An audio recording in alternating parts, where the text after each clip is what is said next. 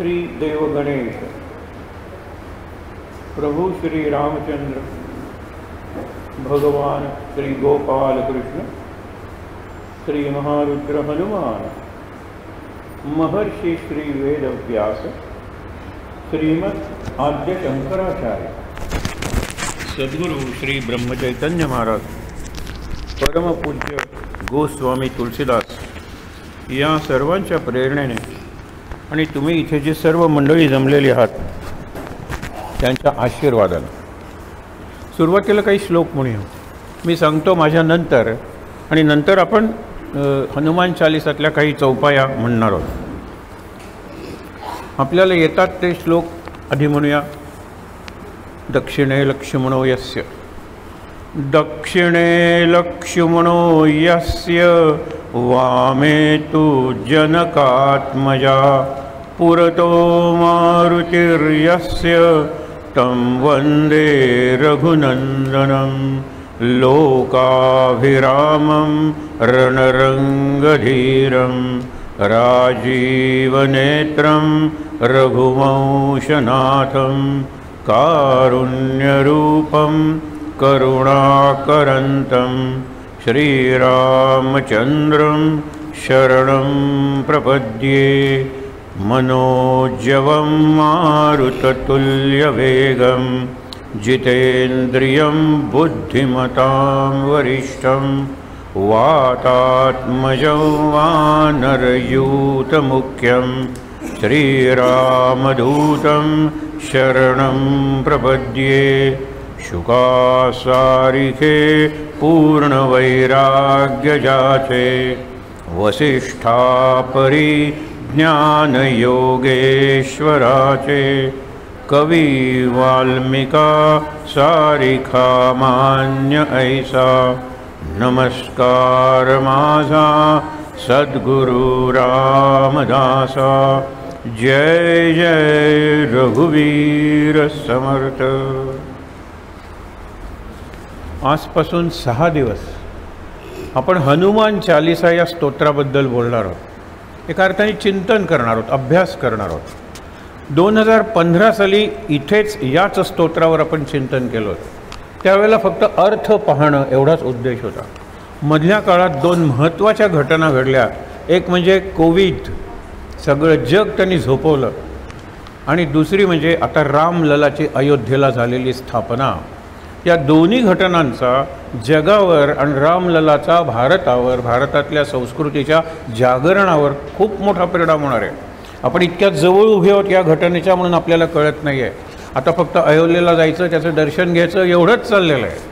पण यामुळे आपल्या समाजात, आपल्या संस्कृतीत जो बदल होतो आहे, जो आपल्याला निरनिराळ्या माध्यमातून जाणवतो आहे, लक्षात घ्या. म्हणून आपण पुन्हा हा विषय घेतलेला आहे. शिवाय आणखीन एक सिद्धांत आहे, विवरलेचे लागावे विवरावे पुन्हा पुन्हा. समर्थ रामदासांना प्रश्न विचारला की तुम्ही तेच विषय घेता आणि तेच सांगता, असं कशाला? समर्थाने पहिल्यांदा 2 छान उत्तर दिली. जेविलेच लागावे जेवावे पुन्हा पुन्हा. बरोबर आहे ना? नाहीतर एकदाच जेवलं की काम झालं की.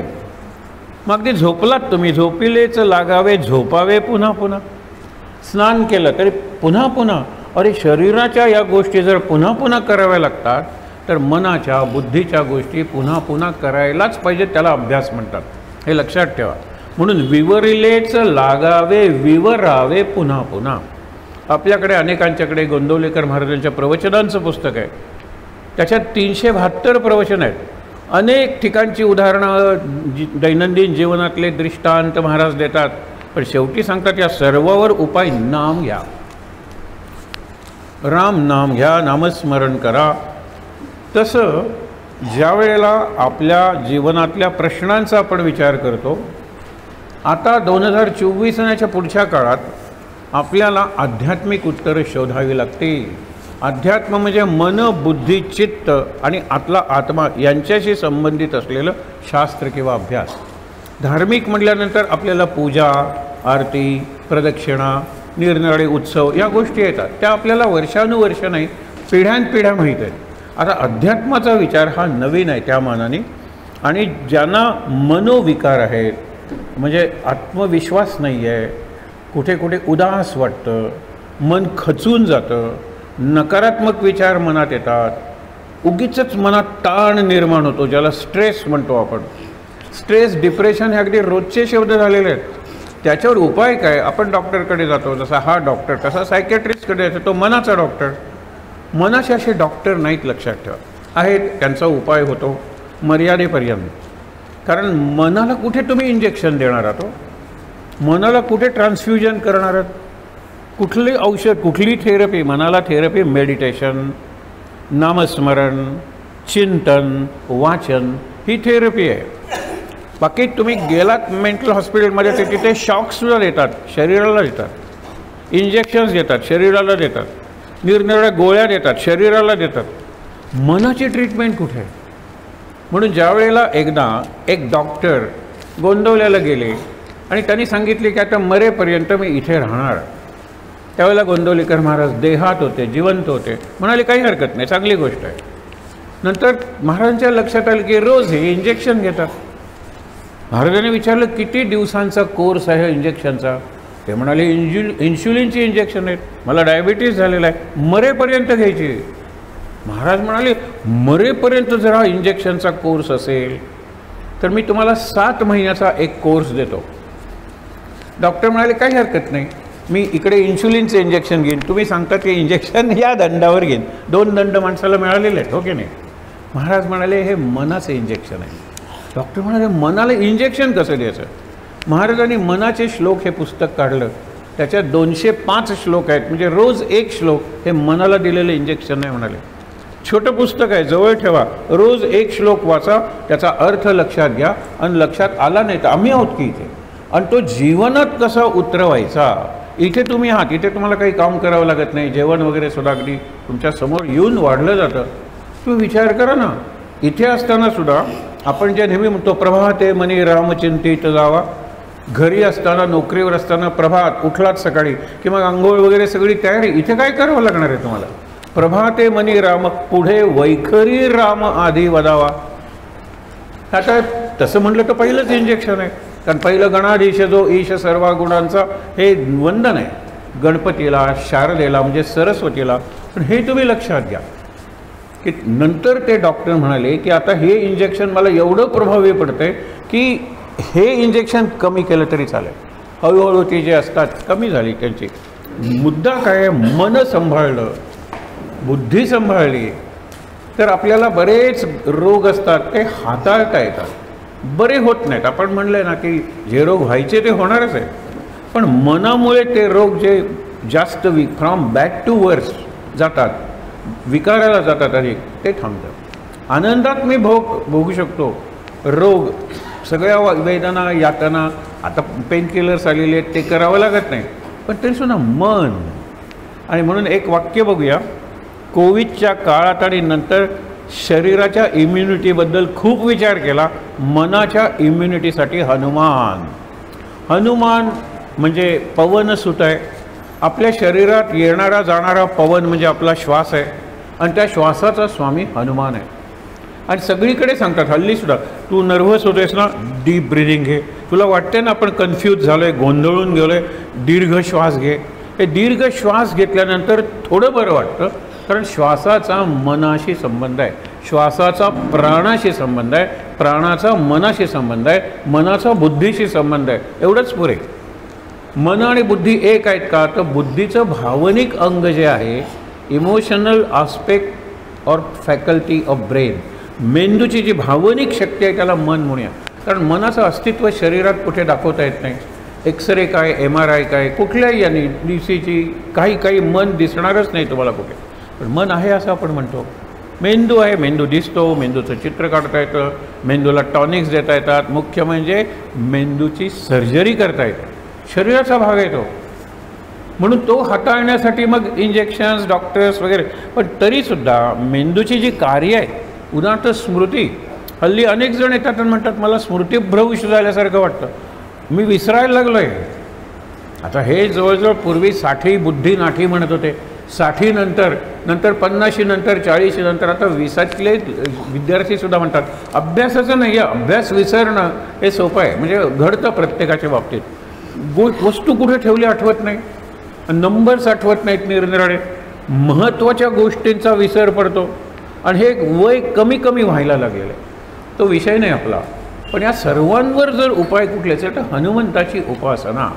उपासना हा आतला भाग आहे, लक्षात ठेवा. उपासना ही देहानं करता येत नाही. देहानं करता येतं त्याला आपण पूजा, उपचार, हे प्रदक्षिणा, रांगोळी घालणं, आरती ओवाळणं, हे सगळं आहे ना, हे देहाचं आहे. ते चांगलंच आहे, आवश्यक आहे. देह नाही तर मी कुठे, सांगा बरं.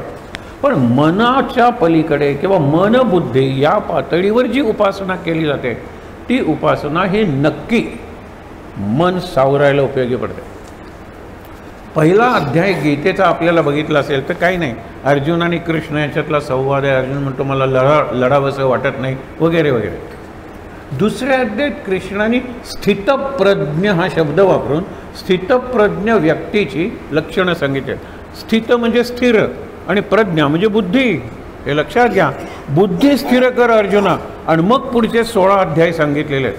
लोक विचारतात की अर्जुनाचा प्रश्न काय आहे की माझ्या हातातलं धनुष्य गळून पडतं आहे, मला घाम आलेला आहे, भ्रमती वच मे म्हणा, माझं मन अगदी भ्रमायला लागलेलं आहे, काही मला सुचत नाही आहे.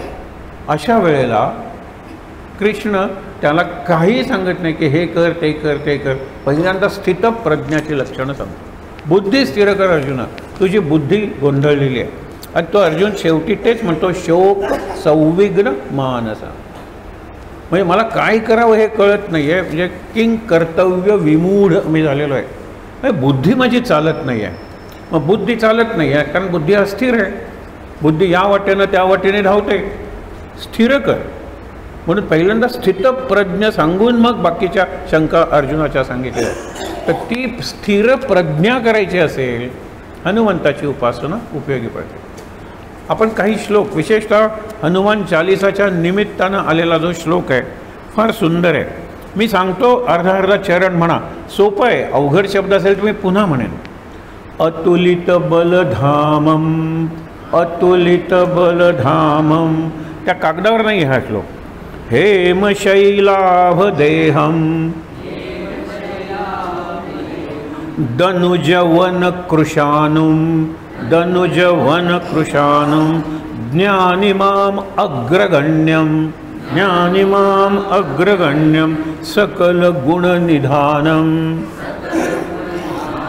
वानराणाम अधीशम रघुपति प्रिय भक्तम वातजातम नमामि.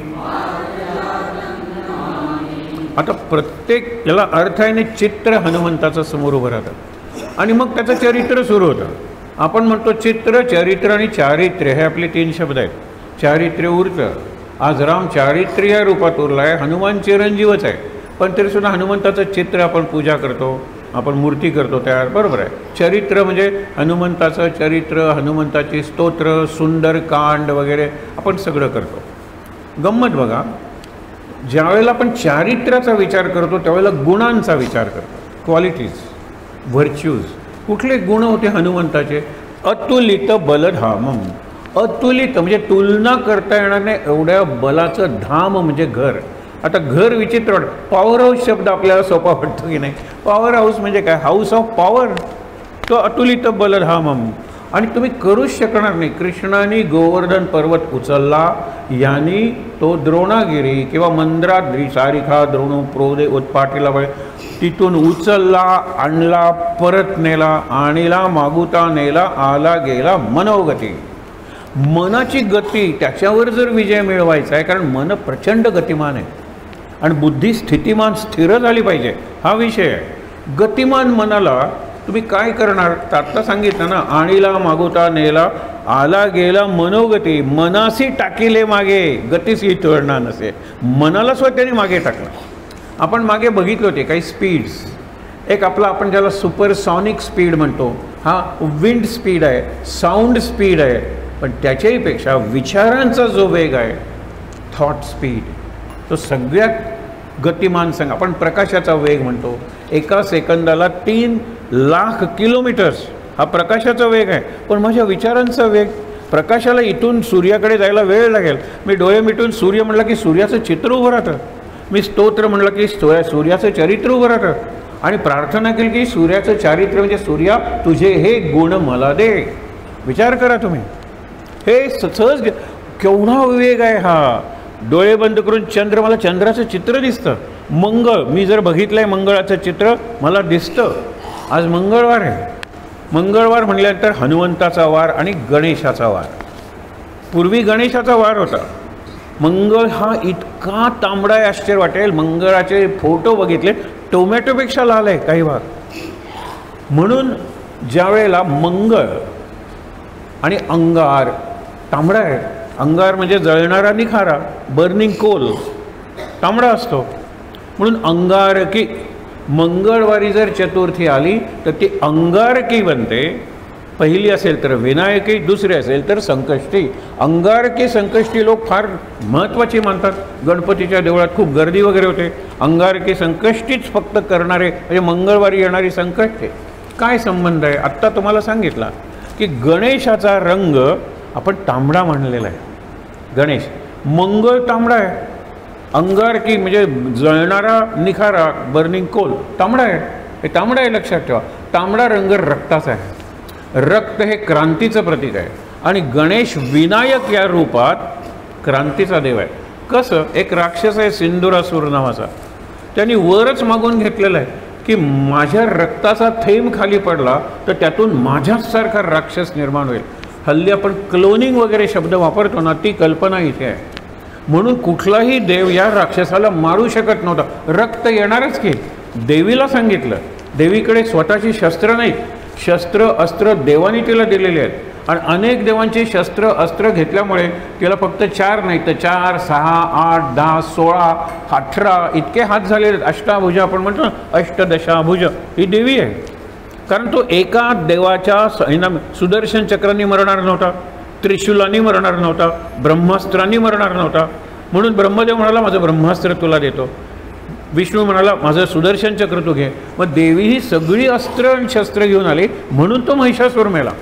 मुळात ती शक्ती आहे, पण संहार करणारी शक्ती, त्याला जी शस्त्र आणि अस्त्र लागतात ती देवानी तिला दिली. हा एक सहज लक्षात ठेवा. हनुमंताला ह्यापैकी काही लागत नाही. हा हनुमानाचा सगळ्यात मोठा विषय आहे. म्हणून मंगळवार आपण म्हणतो अगदी सुंदर सगळ्यांना अथर्व शीर्ष पाठ असतं. पहिल्यांदा अकार, त्याच्यानंतर त्याच्यावर अनुस्वार, नंतर गणपतये नमः हे सगळं सांगितलं. पण पुढे त्यांनी मूर्तिरूप, सगुण, साकार अशा गणेशाचं वर्णन केलं. हे कधी उपनिषदात वगैरे येत नाही, पण हे अथर्व वेदाच्या शेवटी आलेलं म्हणून त्याला अथर्व शीर्ष, शीर्षभागी शेवटी आलेलं आहे. अथर्व शीर्ष स्तोत्र आहे. अथर्वण ऋषी आहे आपण नेहमी म्हणतो. अशा वेळेला गणपतीचं वर्णन कसं आहे? शूर्पकर्णम बरोबर, रक्त रक्तगंधानुलिप्तांगम, रक्तपुष्पै सुपूजितम, रक्तवस्त्रम, रक्त रक्त रक्त रक्त म्हणजे तांबडा. गणपतीचे अनेक अवतार आहेत ना, लक्षात ठेवा. गणेश पुराण वगैरे सारखी पुराण आहे. मुद्गल पुराण, याच्यात गणेशाचे अनेक अवतार आहेत. जवळजवळ प्रत्येक महिन्यात गणपतीचा अवतार आहे. आपण म्हणतो भाद्रपद शुद्ध चतुर्थी, आपण ज्याला चवथ म्हणतो, पण माघ शुद्ध चतुर्थी हा ऑफिशियल गणेश जन्म आहे, त्याला गणेश जयंती म्हणतात. माघ शुद्ध चतुर्थीला आपण गणेश जयंती म्हणत नाही, आपण चवथ म्हणतो आणि तो चतुर्थीचा उत्सव साजरा करतो. दर महिन्यात गणेशाचा अवतार आहे. प्रत्येक अवताराचं वर्णन निराळं आहे. त्यांनी मारलेल्या राक्षसाचं नाव निराळं आहे आणि ज्या पद्धतीने राक्षसाला मारलं ती पद्धती निराळी आहे. आता हा जो एक सिंदुरासूर आहे त्याला मारण्यासाठी हा म्हणला की माझा जन्मच झालेला आहे त्याच्यासाठी. ह्याच्यात त्याचं नाव विनायक आहे. तो नुसता नायक नाही तर विशेष नायक आहे. आणि म्हणून त्यांनी अशा पद्धतीनं त्या सिंदुरासुराला मारलं की उसळलेलं सगळं रक्त त्यांनी अंगावर घेतलं. आणि हा गोरा गणेश ज्यावेळेला आपल्या आईला पार्वतीला नमस्कार करून सिंदुरासुराला मारायला गेला, रक्त सगळं घेतल्यामुळे घरी आल्यानंतर आईला म्हणतो ओळखलंस का मला? त्यावेळी त्याला सोंड वगैरे काही नाही आहे. लक्षात ठेवा, गणेशाचे निरनिराळे अवतार आहे. एका अवतारात त्याला सोंड वगैरे, एका अवतारात त्याला 2 शक्ती आहेत. आपण म्हणतो ना की वृद्धी आहेत, सिद्धी आहेत. एका अवतारात तो म्हणतो नाहीच आहे. फार सुंदर प्रसंग, पण आज गणेशाचं आपल्याला वर्णन करायचं नाही. पण लक्षात ठेवा की प्रत्येक अवतार आहे. तिथी चतुर्थी आहे हे मात्र लक्षात ठेवा. चतुर्थी तिथी कुठल्याही महिन्यातली घ्या, तिथे गणेशाचा एक अवतार आहे, त्यांनी कुठल्या तरी राक्षसाला मारलेला आहे, तिथे त्याचं ते अवतार कार्य निराळं आहे म्हणून त्याचं रूप निराळं आहे. हा विनायक आहे, त्यांनी मारलं आणि तोच देवांचा सेनापती म्हणून गेलेला आहे, सैन्य घेऊन गेलेला आहे गणेश. आणि म्हणून कलियुगात 2 दैवत जर पाहिजे असेल तर चंडी विनायक हे सांगितलेलं आहे. म्हणजे नुसती देवी नको, शांतादुर्गा नको, रणदुर्गा पाहिजे. विजयदुर्गा सुद्धा नको, विजय मिळवलेला आहे, लढणारी पाहिजे. आज ही नारी शक्ती आपण जे म्हणतो किंवा हे शक्तीचा एका अर्थाने चांगला स्फोट झाला पाहिजे तर जगातलं वातावरण बदलेल. शक्ती जागी व्हायला लागलेली आहे सध्या, लक्षात ठेवा. सर्व समाजात सर्व धर्मात नारी शक्ती जागी व्हायला लागलेली आहे. पुरुषांच्यात तीच शक्ती आहे हेही लक्षात ठेवा, पण स्त्रियांच्यातली ती शक्ती जर व्यक्त झाली तर तिला जे एक दिव्यत्व येतं ते सगळं देवी पुराण आहे, देवी भागवत आहे, देवीचे निरनिराळे अवतार आहेत. मुद्दा काय आपला की ज्या वेळेला गणेशाने सांगितलं आता मी विनायक आहे तर कलियुगात गणेशाची पूजा करा, पण गणेशाची किती नावं येतो. आपण सुरुवात करतो ना, प्रणम्य शिरसा देवम गौरी पुत्रम विनायकम भक्तावास, सगळी तिथे तर 12 नावं दिलेली आहेत. अरे 1000 नावं आहेत गणपतीची, सहस्रनामावली आहे गणपतीची. विनायकम विशेष नायक असलेला गणेश हा कलियुगात पूजा करायची. आणि नुसती शांत वगैरे देवी नको तर रणदुर्गा, रण आपण म्हणतो ना चंडिका, अशी शक्ती रूपातली देवी तिची पूजा करा. देवी पाहिजे तर ही आपण चंडी विनायक. दुसरी गोष्ट सांगितले संघे शक्ती कलौ युगे. एकाने उपासना तुम्ही करता चांगलं आहे, पण 700 वर्षापूर्वी ज्ञानेश्वर जे सांगून गेले की ईश्वरनिष्ठांची मांदी आहे अनवरत भूमंडळी भेटतो होईल. एक संत पुरत नाही हो, संतांची मांदी आली म्हणजे मंडळी आपण हल्ली म्हणतो ते. आपण आता मंडळी जमलेलो आहोत, लक्षात ठेवा. हा घरी मी जर वाचलं असतं, तुम्ही घरी वाचलं असतं आणि नंतर आपण ऑनलाईन नाही उपयोग होत. हा प्रत्यक्ष जो जिवंत चैतन्यमय सत्संग आहे, ती कलौ संघे शक्ती, ही संघटनात शक्ती आहे, ग्रुप गटात शक्ती आहे, एकत्र येऊन केलेल्या उपासनेत शक्ती आहे, हे लक्षात ठेवा. आणि आता असले सत्संग ठिकठिकाणी व्हायला लागले. पण एकंदर जगाची प्रवृत्ती पाहिली की आपल्याला वाटतं याचा कुठे प्रभाव दिसतो. अगदी गोव्यात बघा ना, 20 वर्षापूर्वी 5 लोक येत होते, आता 500-500 लोकसुद्धा येतात, कारण त्यांना गरज आहे. ही कीर्तन ही गरज भागवू शकत नाही. कीर्तन प्रवचनापेक्षा प्रभावी कला आहे, पण इट इज परफॉर्मिंग आर्ट. आत्ता हा परफॉर्मन्स नाही आहे, it is we thinking, it is co thinking. हे सहचिंतन आहे. हे माझं एकट्याचं चिंतन मी तुम्हाला ऐकवतं असं समजू नका. तुमच्या मनात जे प्रश्न आहेत ते प्रश्न लक्षात घेऊन हे चिंतन आहे, त्याला सहचिंतन म्हणतात. हा कलियुगाचा, ज्याला ग्रुप डायनॅमिक्स वगैरे शब्द वापरतो, कलियुगाचा हा मंत्र आहे. एकत्र येऊन तुम्ही उपासना करा, एकत्र येऊन कार्य करा, हे लक्षात ठेवा. त्याच्यानंतर तिसरा मग कलियुगातला मंत्र कुठला. तुम्ही 2 देव सांगितले, चंडी विनायक. कशी करायची, एकत्र येऊन उपासना करायची, बरोबर. मंत्र कुठला, हरेर नाम हरेर नाम हरेर नाम कलौ युगे अत्र नास्त्येव नास्त्येव नास्त्येव गतिरन्यता. हरीचं नाम म्हणजे कुठल्याही देवाचं नाम घ्या. आपण विठ्ठलाच्या मंदिरात विठ्ठल नाम घ्या, तुम्ही शंकराचं नाव, कुठल्याही संताचं नाम घ्या, कुठल्याही महापुरुषाचं नाम घ्या. ओम श्री विवेकानंदाय नमः नक्की चालेल, अब्दुल कलामाय नमः चालेल, पण कलामाचं चरित्र माझ्या डोळ्यासमोर पाहिजे. किती त्यांचे प्रसंग आहेत, तो प्रचंड प्रसंग आहेत. ज्या वेळेला श्रीहरिकोटा व्हीलर आयलंड, आता त्याला कलाम आयलंड म्हणतात, ते मागायला गेले त्यावेळेला मुख्यमंत्री दुसरे होते, म्हणजे आत्ता होते त्यांचे वडील होते. त्यांनी सांगितलं की काय, मी फ्री देतो ते आयलंड. पण एक लक्षात ठेवा, चीन आणि भारत त्यांचं युद्ध मी बघितलेलं आहे. ते स्वतः चांगले पायलट होते. मी युद्धात भारताचा झालेला पराभव बघितलेला आहे. तुम्हाला जर स्पेस रिसर्चसाठी पाहिजे तर इथून निघालेलं तुमचं missile, inter continental ballistic missile ICBM, चीनच्या मध्यापर्यंत जाऊ शकेल का. ते म्हणाले फक्त 10-15 वर्ष द्या. आपण केली ना ICBM, आता कुठेही आपण मारा करू शकतो. म्हणाले फ्री देतो तुम्हाला. इस्रोचं जे हरिकोटा आहे, जिकडून ते चांद्रयान गगनयान वगैरे ते निघतात, त्याची ही कथा आहे. तुम्हाला प्रत्येक वेळेला तुम्हाला सांगतो की आपण आधीच नकारात्मक माइंडसेट तयार केलेलं असतं. आता थुंबा हे आपलं पहिलं केरळमधलं क्षेत्र. हे मी का सांगते, उड्डाणाशी संबंध हनुमंताचा आहे. पुढे येणाऱ्या हनुमंताच्या उड्डाणाचं जे वर्णन आहे, आज आपण रॉकेट उडताना बघतो ना, आपण मंगळावर गेलेलं बघितले, चंद्रावर बघितले, आधी जाहिरात होते, सगळेजण श्वास रोखून बसलेले असतात, सायंटिस्ट वगैरे नर्वस झालेले असतात आणि अशा वेळेला ते यशस्वीरित्या उडलं की सगळे टाळ्या वाजवतात, एकमेकाला आलिंगन देतात, सगळा आनंदी आनंद होतो. हे आपण बघितले, आताही अजूनही बघणार आहोत, हेही लक्षात ठेवा. ते वर्णन हनुमंताच्या उड्डाणाचं आहे. ते वर्णन नाही, हनुमानाच्या उड्डाणाचं वर्णन हे आता रॉकेट जसं उडतं ना त्याच्याशी साम्य राखणार आहे. म्हणून आपण हा विषय का बघतोय? उड्डाणाचा विषय. आणि उड्डाण म्हणजे काय की आहे त्या परिस्थितीत चालत जा, नंतर टेक ऑफ करा ना. नुसत्या रनवेवरूनच धावत सुटलो आपण. आणि आपलं प्रमोशन म्हणजे काय? लोअर क्लार्कचा अपर क्लार्क हे प्रमोशन नाही आहे हो, इट इज लिनियर ग्रोथ. आणि आपण म्हणतो लिनियर नाही आहे, सरळ रेषेत नाही, इट इज सायक्लिकल. म्हणजे काही बाबतीत मी कमी झालो, पण या बाबतीत मी प्लस झालो.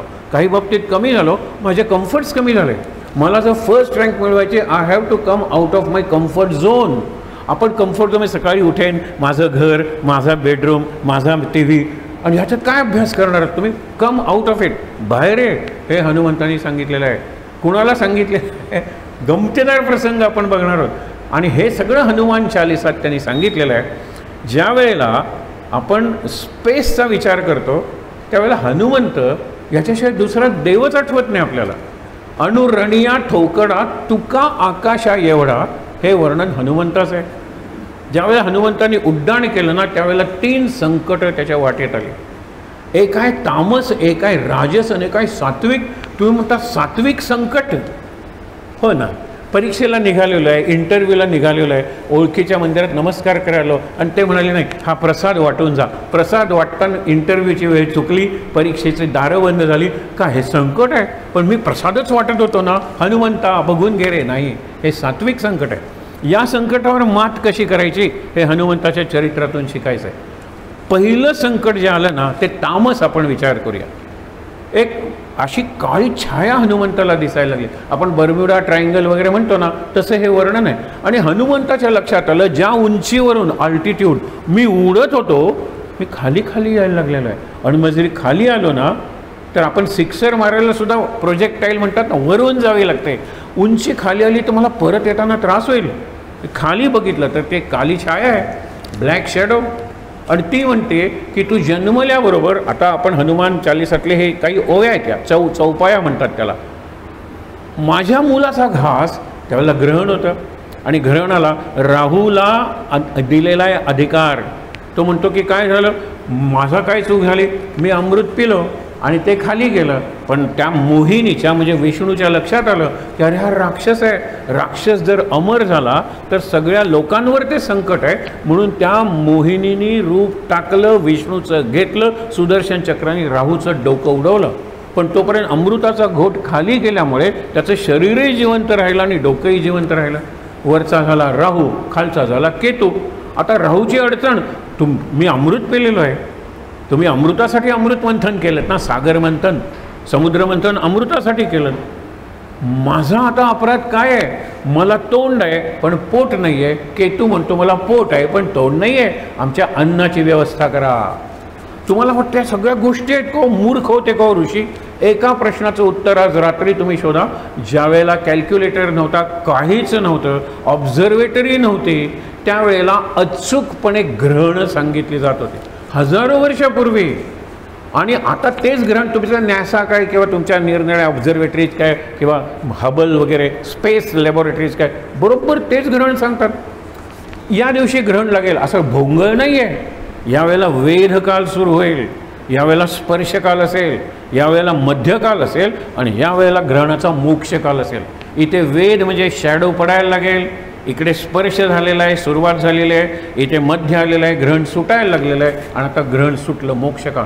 हे किती हजारो वर्षापासून आहे किंवा आपलं पंचांग काही इंग्रजी कॅलेंडर आहे का? हजारो वर्षापूर्वीपासून आहेत. हे ग्रहण नक्षत्र आपण म्हणतो ना, करण योग वगैरे यातून पंचांग जे म्हणतात खूप वर्षापासून आहे. आता ते सगळे करेक्ट करायला लागलेले आहेत. कालच मी वाचलं की मँचेस्टरमध्ये एक पेपर प्रकाशित झालेला आहे आणि त्यांनी सांगितलं की जगातला पहिला कोण न्यूटन. अरे न्यूटनच्या आधी 300 वर्ष त्यांनी मग आता आपली नावं दिलेली आहेत. तर ही सगळी टेक्स्टबुक बदलायला पाहिजेत. गिनेस बुक ऑफ वर्ल्ड रेकॉर्ड्समधली पहिला कोण कोपर्निकस, पहिला कोण न्यूटन, पहिला कोण गॅलिलिओ, याच्या आधी हजारो वर्ष हे शोध लागलेत की भारतात. भारताचा इतिहास हा आत्तापर्यंत गुलामांचा इतिहास होता. पहिली 70 वर्ष आपल्याला मानसिक गुलामगिरी ठेवणं आपल्या बहुसंख्य समाजाला हेच कार्य केलं त्या लोकांनी. आता मी तुम्हाला सांगतो, कोरोना हा देहाचा होता, मनाची गुलामगिरी हा रामलला दूर करणार आहे. आणि मी आत्मविश्वासाने तुम्हाला सांगतोय, रामलला तिथे बसला हा उत्सव नाही आहे. आणि उत्सव शब्दाचा अर्थ सुद्धा सव म्हणजे निर्मिती आणि उत म्हणजे वरच्या दिशेनं. जो खालच्या दिशेनं समाज तोंड घालून चालत होता 1000 वर्ष, तो आता वर वर जाणार आहे हनुमंतासारखा. आणि रामाचा दूतच आहे ना हनुमान, हे विचार करा तुम्ही. आणि त्यामुळे काय की त्याने आता एकामागून एक येणार आहे. सुश्रुत काय, आर्यभट्ट काय, भास्कराचार्य काय, ही सगळी नावं येणार आहेत. कारण ते हजारो वर्षापूर्वी त्यांचे इतिहास आहेत, त्यांचे ग्रंथ आहेत मुख्य म्हणजे. मग त्यांची नावं का नाही देत, ही नंतरची नावं का देता? कारण ब्रिटिशांचा इतिहास, त्यांचा इतिहास त्याने लिहिला. आमचा इतिहास केव्हा लिहिला? आता ती चालू झालेली आहे. Movement of rewriting Indian history in terms of Bharat सुरू झालेली आहे. आणि तुम्हाला मी मागे सांगितलं होतं की 3 टेक्स्टबुक आधी 2 वर्षापूर्वी प्रकाशित झालेले आहेत. आता त्याच्या पुढची टेक्स्टबुक निघतील. काही लोकांनी ॲमेझॉनवरून मागवलेली आहेत. आणि तुम्ही वाचा ना, पालक म्हणून वाचा ना. 5वीसाठी एक पुस्तक आहे, त्याचं नाव आहे रेडियंट इंडिया, म्हणजे भारत. त्याने इंडिया म्हणलेलंच, रेडियंट भारत म्हणजे तेजस्वी परंपरा आहे, त्याचा परिचय करून दिलेला आहे 5वीच्या पुस्तकात. 6व्यात रेझिलियंट भारत. इतकी आक्रमणं झाली तरी आपण अजून हिंदू म्हणून आहोत, सनातनी म्हणून आहोत. आपल्या परंपरा, आपले सण, आपले समारंभ आपण करतो आणि त्यांच्या नाकावर टिच्चून आणि छातीवर उभं राहून करतो आणि करत आलेलो. गोव्याची लोकसंख्या काय होती हो? आणि जवळजवळ 400 वर्ष पोर्तुगीजांचं राज्य होतं. आणि पोर्तुगीजांचं आणि इंग्रजांचं राज्यात फरक आहे. इंग्लंड हा प्रोटेस्टंट आहे आणि हे कॅथलिक आहेत. कन्व्हर्शन करणं हेच त्यांनी कार्य म्हणलं, तरी अर्धा गोवा सुद्धा त्यांना कन्व्हर्ट करता आला नाही. आपण निरनिराळ्या प्रकारे तुम्ही हाल करत असाल, ठीक आहे, आम्ही त्यातून मार्ग काढतो, तो विषय नाही म्हणून मी जास्त बोलत नाही आहे. रेझिलियंट इंडिया, तुम्ही जितकी हरळी आपण म्हणतो ना, मे महिन्यात तुम्हाला ग्राउंडवर जिथे मुलं क्रिकेट खेळत आहेत एकही गवताचं पान दिसत नाही. पण जर पहिली पावसाची सर आली तर आपल्याला, आपण म्हणतो ना, टायकेळा वगैरे सुद्धा वरती दिसायला लागतो. तशी भारतीय संस्कृती आहे. The more you trample upon it, जितकी जास्त तुडवाल तितकी वर उसळून ते येईल. आता उसळणारा म्हणून 3रं पुस्तक आहे रिसर्जंट इंडिया. रेडियंट इंडिया, रेझिलियंट खूप सहन केलं आम्ही, आता रिसर्जंट इंडिया. आणि हे तरुण आजचे जे आहेत, जे यावेळेला पहिल्यांदा मतदान करतील, त्यांच्याकडून देशाच्या खूप अपेक्षा आहेत आणि ते निराश करणार नाहीत. ही आपली मुलं किंवा आपले नातू असतील, लक्षात ठेवा. नक्कीच त्यांना निरनिराळ्या माध्यमातून आपण थोडंसं वाचूया की. काल मी ChatGPT तुम्हाला सांगितलं होतं, गुगलचंच ते ॲप्लिकेशन आहे. किती माहिती मिळते तुम्हाला त्याच्यात. हनुमंताचं चरित्रातला एक एक प्रसंग सांगा, ते प्रसंगाचं वर्णन करतात, तुम्हाला पाहिजे त्या भाषेत करतात, मराठीत तर मराठीत करतात.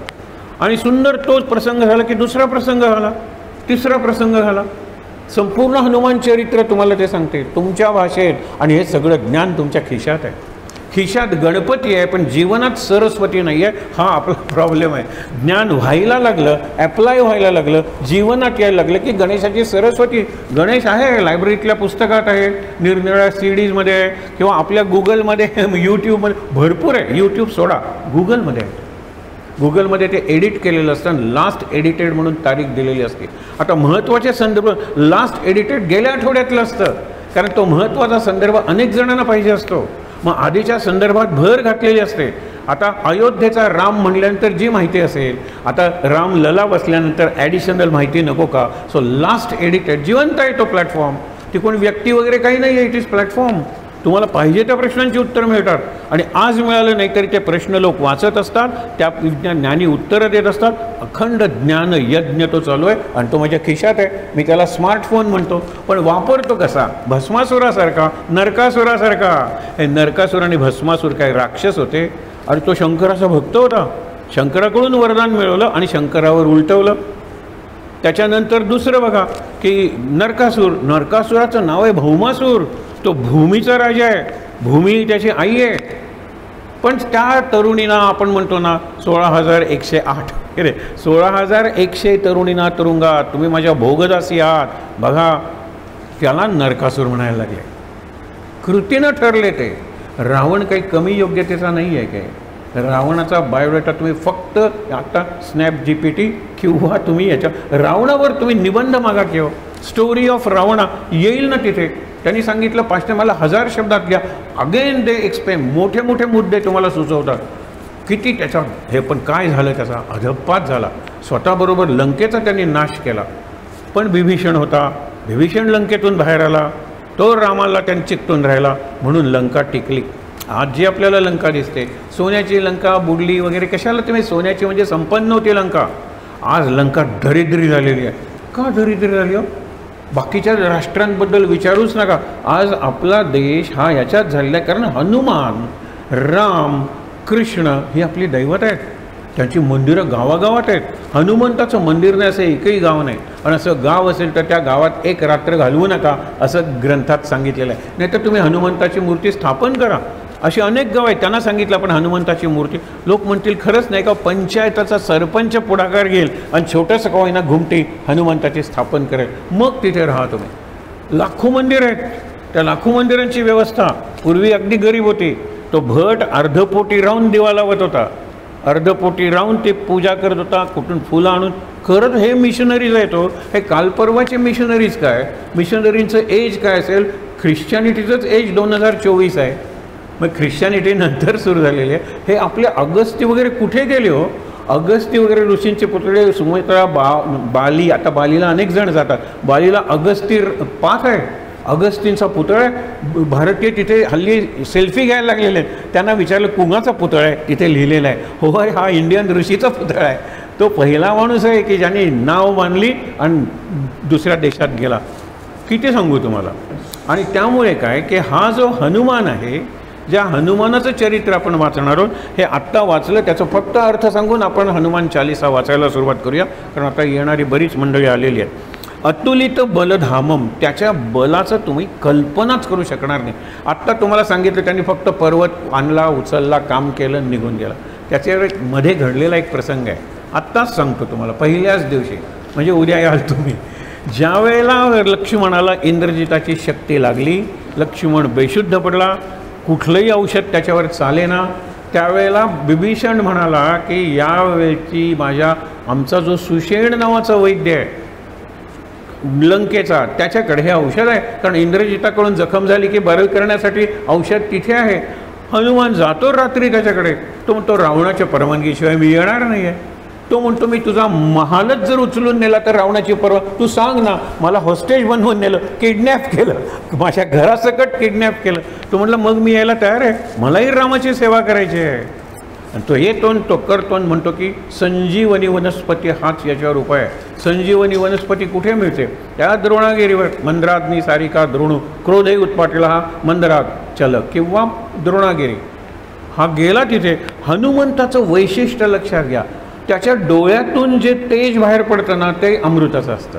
त्याच्या कानात जे शब्द जातात तो पूर्णपणे अमृतमय आहे. वाल्मिकींनी रामायणाला 7 कांडांना म्हणजे 7 सेक्शन्सना 7 नव. पहिलं रामाचं बालपण गेलं ते बालकांड. नंतर अयोध्येत 12 वर्ष राम राहिला, लग्नानंतर ते अयोध्याकांड. नंतर वनवासात गेला ते वन किंवा अरण्यकांड. नंतर सुग्रीव वगैरे भेटले, मैत्री झाली, ते किष्किंधाकांड. नंतर हनुमान शोधायला गेला. हनुमंताला काय लंकाकांड म्हणणार, लंका जाळली म्हणून. तो म्हणाला मला नावच सुचत नाही. हनुमंताचं शरीर सुंदर, हनुमंताचं रूप सुंदर, हनुमंताचा आकार सुंदर, हनुमंताची वाणी सुंदर. आत्ता एक उदाहरण देतो. हनुमंताचं सगळं कार्य सुंदर म्हणून त्याला सुंदरकांड नाव दिलं. आणि सगळ्या रामायणात बाकीच्या कांडांची नावं काही कारणांनी बदलली. सुंदरकांड सुंदरकांडच आहे. हनुमंताचं सगळंच सुंदर. काय नाव देणार? हनुमत कांड देता आलं असतं पण व्यक्तींची नावं दिलेली नाही आहेत. सुंदरकांड आहे.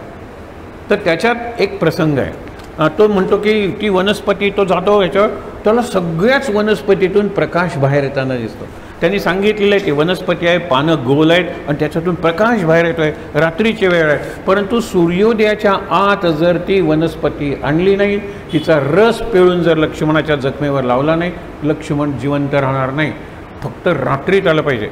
आणि त्यांनी रात्रीच आणलेलं आहे, म्हणजे काही तासच उरलेले आहेत. आला, त्यांनी तो पर्वत शोधला, त्याच्यात वेळ गेला. आणि नंतर वनस्पती सगळ्याच त्याला किरणोत्सर्ग म्हणतात, रेडिएटिंग सगळी दिसायला लागल्यानंतर आता निवडायला वेळ कुठे, पर्वत उचलला, त्याचं ते कारण आहे. आणि उचलून आणला की हो. अशा वेळेला त्यांनी खाली बघितलं तर ऋषी नदीत उभे आहेत, स्नान झालेलं आहे आणि हातात पाणी घेतलेलं आहे आणि ते अर्घ्य देणार आहेत उगवत्या सूर्याला. घरट्यातून पाखरं बाहेर निघालेली आहेत आणि जी पूर्व दिशा आहे ती पूर्व दिशा उजळली आहे. म्हणजे हळूहळू जे ट्वायलाईट कलर्स असतात ना, सोनेरी रंग असतो, तांबडा रंग असतो, म्हणजे सूर्य उगवायला लागलेला आहे. हा बुद्धिमताम वरिष्ठम विचार करतो, सूर्य जर उगवला तर या वनस्पतीचा प्रभाव पडणार नाही लक्ष्मणावर. सूर्य हा हनुमंताचा गुरु आहे. हे येणार आहे पुढे कथा. तर हनुमंताच्या गुरुला तो काय म्हणतो, गुरुदेव क्षमा करा, तुम्ही जरा वरती आहे त्यानं ते जरा खाली जा, कारण मला हे रामाचं काम करायचं आहे. आणि तू म्हणतो राम हा सूर्यवंशातलाच आहे, तुझ्या वंशातला आहे, हां लक्ष्मण त्याच वंशातला आहे, तेव्हा तुम्ही वरती आलात ना तर ही वनस्पतीचा प्रभाव नष्ट होणार आहे, तेव्हा जरा खाली जा. त्यावेळेला सूर्य म्हणतो माझ्या रथाला रिव्हर्स नाही, मी मागे जाऊ शकत नाही. तो म्हणतो मग माझा नाईलाज आहे, गुरुदेव क्षमा करा. म्हणून सूर्य बिंब असतं ते तोंड उघडून बिस्किट जसं तोंडात ठेवतात ना, वाटल्यास सोन्याचं बिस्किट कधी बघितलं असेल तर ते तोंडात ठेवलं आहे असं समजा आणि आलेलं आहे. ऋषींना आश्चर्य वाटलं की सूर्य उगवत होता, सगळीकडे ते तांबडा प्रकाश प्रभा वगैरे सगळे होते, गेले म्हणून ते पाणी खाली सोडतात. वाट बघितली पाहिजे, पक्षी घरट्यात परत येतात. शेतकरी म्हणतात अरे सूर्योदय झाला म्हणून शेतावर जायला निघालो, परत अंधार झाला. इकडे हनुमान आला, ते ठेवलं खाली. हनुमंता एवढा उशीर का झाला, तो बोलत नाही, कारण बोलायला तोंड उघडलं तर सूर्य बाहेर पडेल. बुद्धिमताम वरिष्ठम, सतत सावध आहे, सतत दक्ष आहे, ज्याला अलर्ट म्हणतो ना, अलाइव्ह म्हणतो ना, arise awake alive alert is really living Hanuman. सतत दक्ष, कायम त्याच्या मनात कधी चूक होत नाही हनुमंताकडून आणि त्यामुळे तो बोलत नाही आहे. मग लक्ष्मण उठून बसतो वगैरे. आता तो पर्वत आला, परत तिथे नेऊन ठेवला पाहिजे, हा फार चांगला विचार आहे. नाही तर पर्यावरणवादी जे सध्या आहेत वादी, त्यांनी रामायण जाळलं असतं. कारण अरे इकडे कशाला तो बदलला नाही का तोल, पर्यावरणाचा तोल, संतुलन, इकॉलॉजिकल बॅलन्स इज डिस्टर्ब नाही, म्हणून परत नेऊन ठेवला. आणि जाताना वाटेत उगवणारा सूर्य आत्ता यावेळी कुठे असेल तिथे त्याला तोंडातून सोडला. ऋषी म्हणाले एकदम त्याला सूर्याचं चक्र बदललं नाही, त्याच्यावर आधारित समय म्हणजे काळाचं चक्र बदललं नाही, त्यामुळे ऋतुचक्र बदललं नाही. हनुमंतांनी काहीच केलं नाही आहे, पण कार्य केलेलं आहे. हा हनुमान आहे. ते 3 संकटं सांगतो, त्यातलं पहिलं संकट तर ती जी म्हणतात. आणि हां तुम्हाला मगाशी सांगत होतो ते लक्षात ठेवा, ग्रहणाशी संबंधित जे शब्द आहेत त्याच्यात ग्रास हा शब्द येतो. ग्रास ग्रहण, खंड ग्रास, ग्रास म्हणजे घास. त्यावेळेला राहूला सांगितलं की ज्यावेळेला ग्रहण असेल त्यावेळेला सूर्याचा आणि चंद्राचा घास तू घे, ते दिव्य फूड आहे, it is divine food for you, Divya अन्न आहे, पुढच्या ग्रहणापर्यंत तू थांब. हे आपल्याला वाटतं, पण एरवी कायम ग्रहणं लागतच असतात, कारण ते सूर्य ते चंद्र, सावलीचा प्रश्न आहे ना. ग्रहण म्हणजे कुठे ना कुठेतरी जगात लागत असतं. सूर्योदय आणि सूर्यास्त हे आपल्यापुरतं आहे. माझा सूर्यास्त का कुठेतरी सूर्योदय आहे की, आणि कुठला तरी सूर्यास्त माझ्या दृष्टीने सूर्योदय आहे. कायम सूर्योदय आहे, सूर्य अस्ताला जात नाही. पृथ्वी फिरते म्हणून the earth rises at the horizon, sun never sets, earth rises. असू दे, हा विचार त्यामुळे झालं काय की त्यांनी बघितलं की ही आई आहे. कुणाची आई आहे? राहूची आई आहे. राहू अगदी खायला निघाला, कारण सूर्यग्रहण आहे ते उदयाच्या वेळेला असतं, चंद्रग्रहण रात्री असतं. आणि त्यावेळेला जाणार इतक्यात हा जन्म झाला होता, आणि जन्म झाला होता, भूक लागली आणि त्याला ते फळ पिकलेलं दिसतं, तांबडा असा सूर्य, ऑरेंज वगैरे सारखं दिसला फळ, आणि गेला उड्डाण करून आणि त्या फळाचा घास घ्यायला लागला. मग पुढे काय झालं ते पुढच्या कथात येणार आहे, त्याच वेळेला ऐकूया. पण एक गंमत बघा, त्यावेळेला ती चिडली, म्हणली एक ना एक दिवस मी तुझी आहुती, तुझा ग्रास घेतल्याशिवाय राहणार नाही. तू माझ्या मुलाच्या तोंडचा ग्रास काढून घेत होतात. मग इंद्रांनी वज्र मारलं वगैरे, हा सगळा पुढचा प्रसंग येणार, आपण आता वाचणार आहोत हनुमान चालिसा, त्यावेळेला नंतर बघू. पण हे लक्षात ठेवा, तर ती काळी छाया आहे, राहूची ही आहे, आई आहे. ती म्हणते मी तुला खाली ओढतो. आता यांनी विचार केला की खरंच माझी उंची कमी होते, हे संकट आहे. छाया नावाची ती राक्षसी आहे, सिंहिका, छायन सिंहिका नावाची राक्षस आहे. सिंहिकेचा मुलगा राहू, राहूचा घास काढून घेत होता, म्हणून ती म्हणते मी तुझा घास घेते. काली छाया आहे, तो व्हर्टिकली जातो खाली, विचार करतो की मी खाली जातो, कुठेतरी तिचं हृदय असेल की नाही, कुठेतरी तिच्या जीवाचं केंद्र न्यूक्लियस असेल की नाही, तिथपर्यंत जातो. एका ठोशात जी काली छाया असते ती तांबडी बनते, रक्त ओकते, ती मरते आणि तिचं जे प्रेत आहे ना, त्या प्रेताला मागे रोडून जितक्या उंचीवर उडत असतो तितक्या उंचीवर तो येतो. मागे काहीतरी धगडायला पाहिजे ना, हे लक्षात ठेवा. हे पहिलं संकट आहे. हे संकट म्हणजे आपला आळस आहे, आपल्या अंधश्रद्धा आहेत, आपली निगेटिव्हिटी आहे, नकारात्मक आहे. पहिलं संकट आहे. त्याच्यावर जर काही करायचं असेल तर संकटाचं कशामुळे संकट सुरू झालं, केव्हापासून सुरू झालं, कुणामुळे सुरू झालं, मग ह्याच्यावर उपाय काय, हे पहिलं संकट. दुसरं संकट राजस संकट आहे. सुरसा नावाची एक मगर येते, ती देवाने पाठवलेली आहे. म्हणाले तू हनुमंताची परीक्षा घे, कारण एक तर तो लंकेत पोचणार आहे की नाही, लंकेत पोचल्यानंतर रावणाकडून तो जिवंत परत येणार नाही, परीक्षा घे. त्यावेळेला सुरसा म्हणजे मगर एवढी मोठा जबडा करते आणि ती हनुमंताला म्हणते की मी तुला मदत करणारी आहे, तुझी एका अर्थाने सामर्थ्याची परीक्षा आहे, माझ्या तोंडातून जा. आणि तिने काय ठरवलं असतं, हा तोंडातून जायला लागला की तोंड मिटायचं, आणि तोंड मिटल्यानंतर तू काय जाणार आहे, हे साधं संकट आलं तर तू अडकतोस, तू काय पलीकडे जाणार आहे. हनुमंत एवढा होता, तो एवढा झाला, त्याने आपला जबडा एवढा होता तो एवढा केला. हनुमंत मोठा झाला, त्याने जबडा मोठा केला. हनुमंत आणखीन कितीतरी योजना सांगितले, खूप मोठा हनुमान झाला, तिने तेवढा मोठा आपला जबडा केला.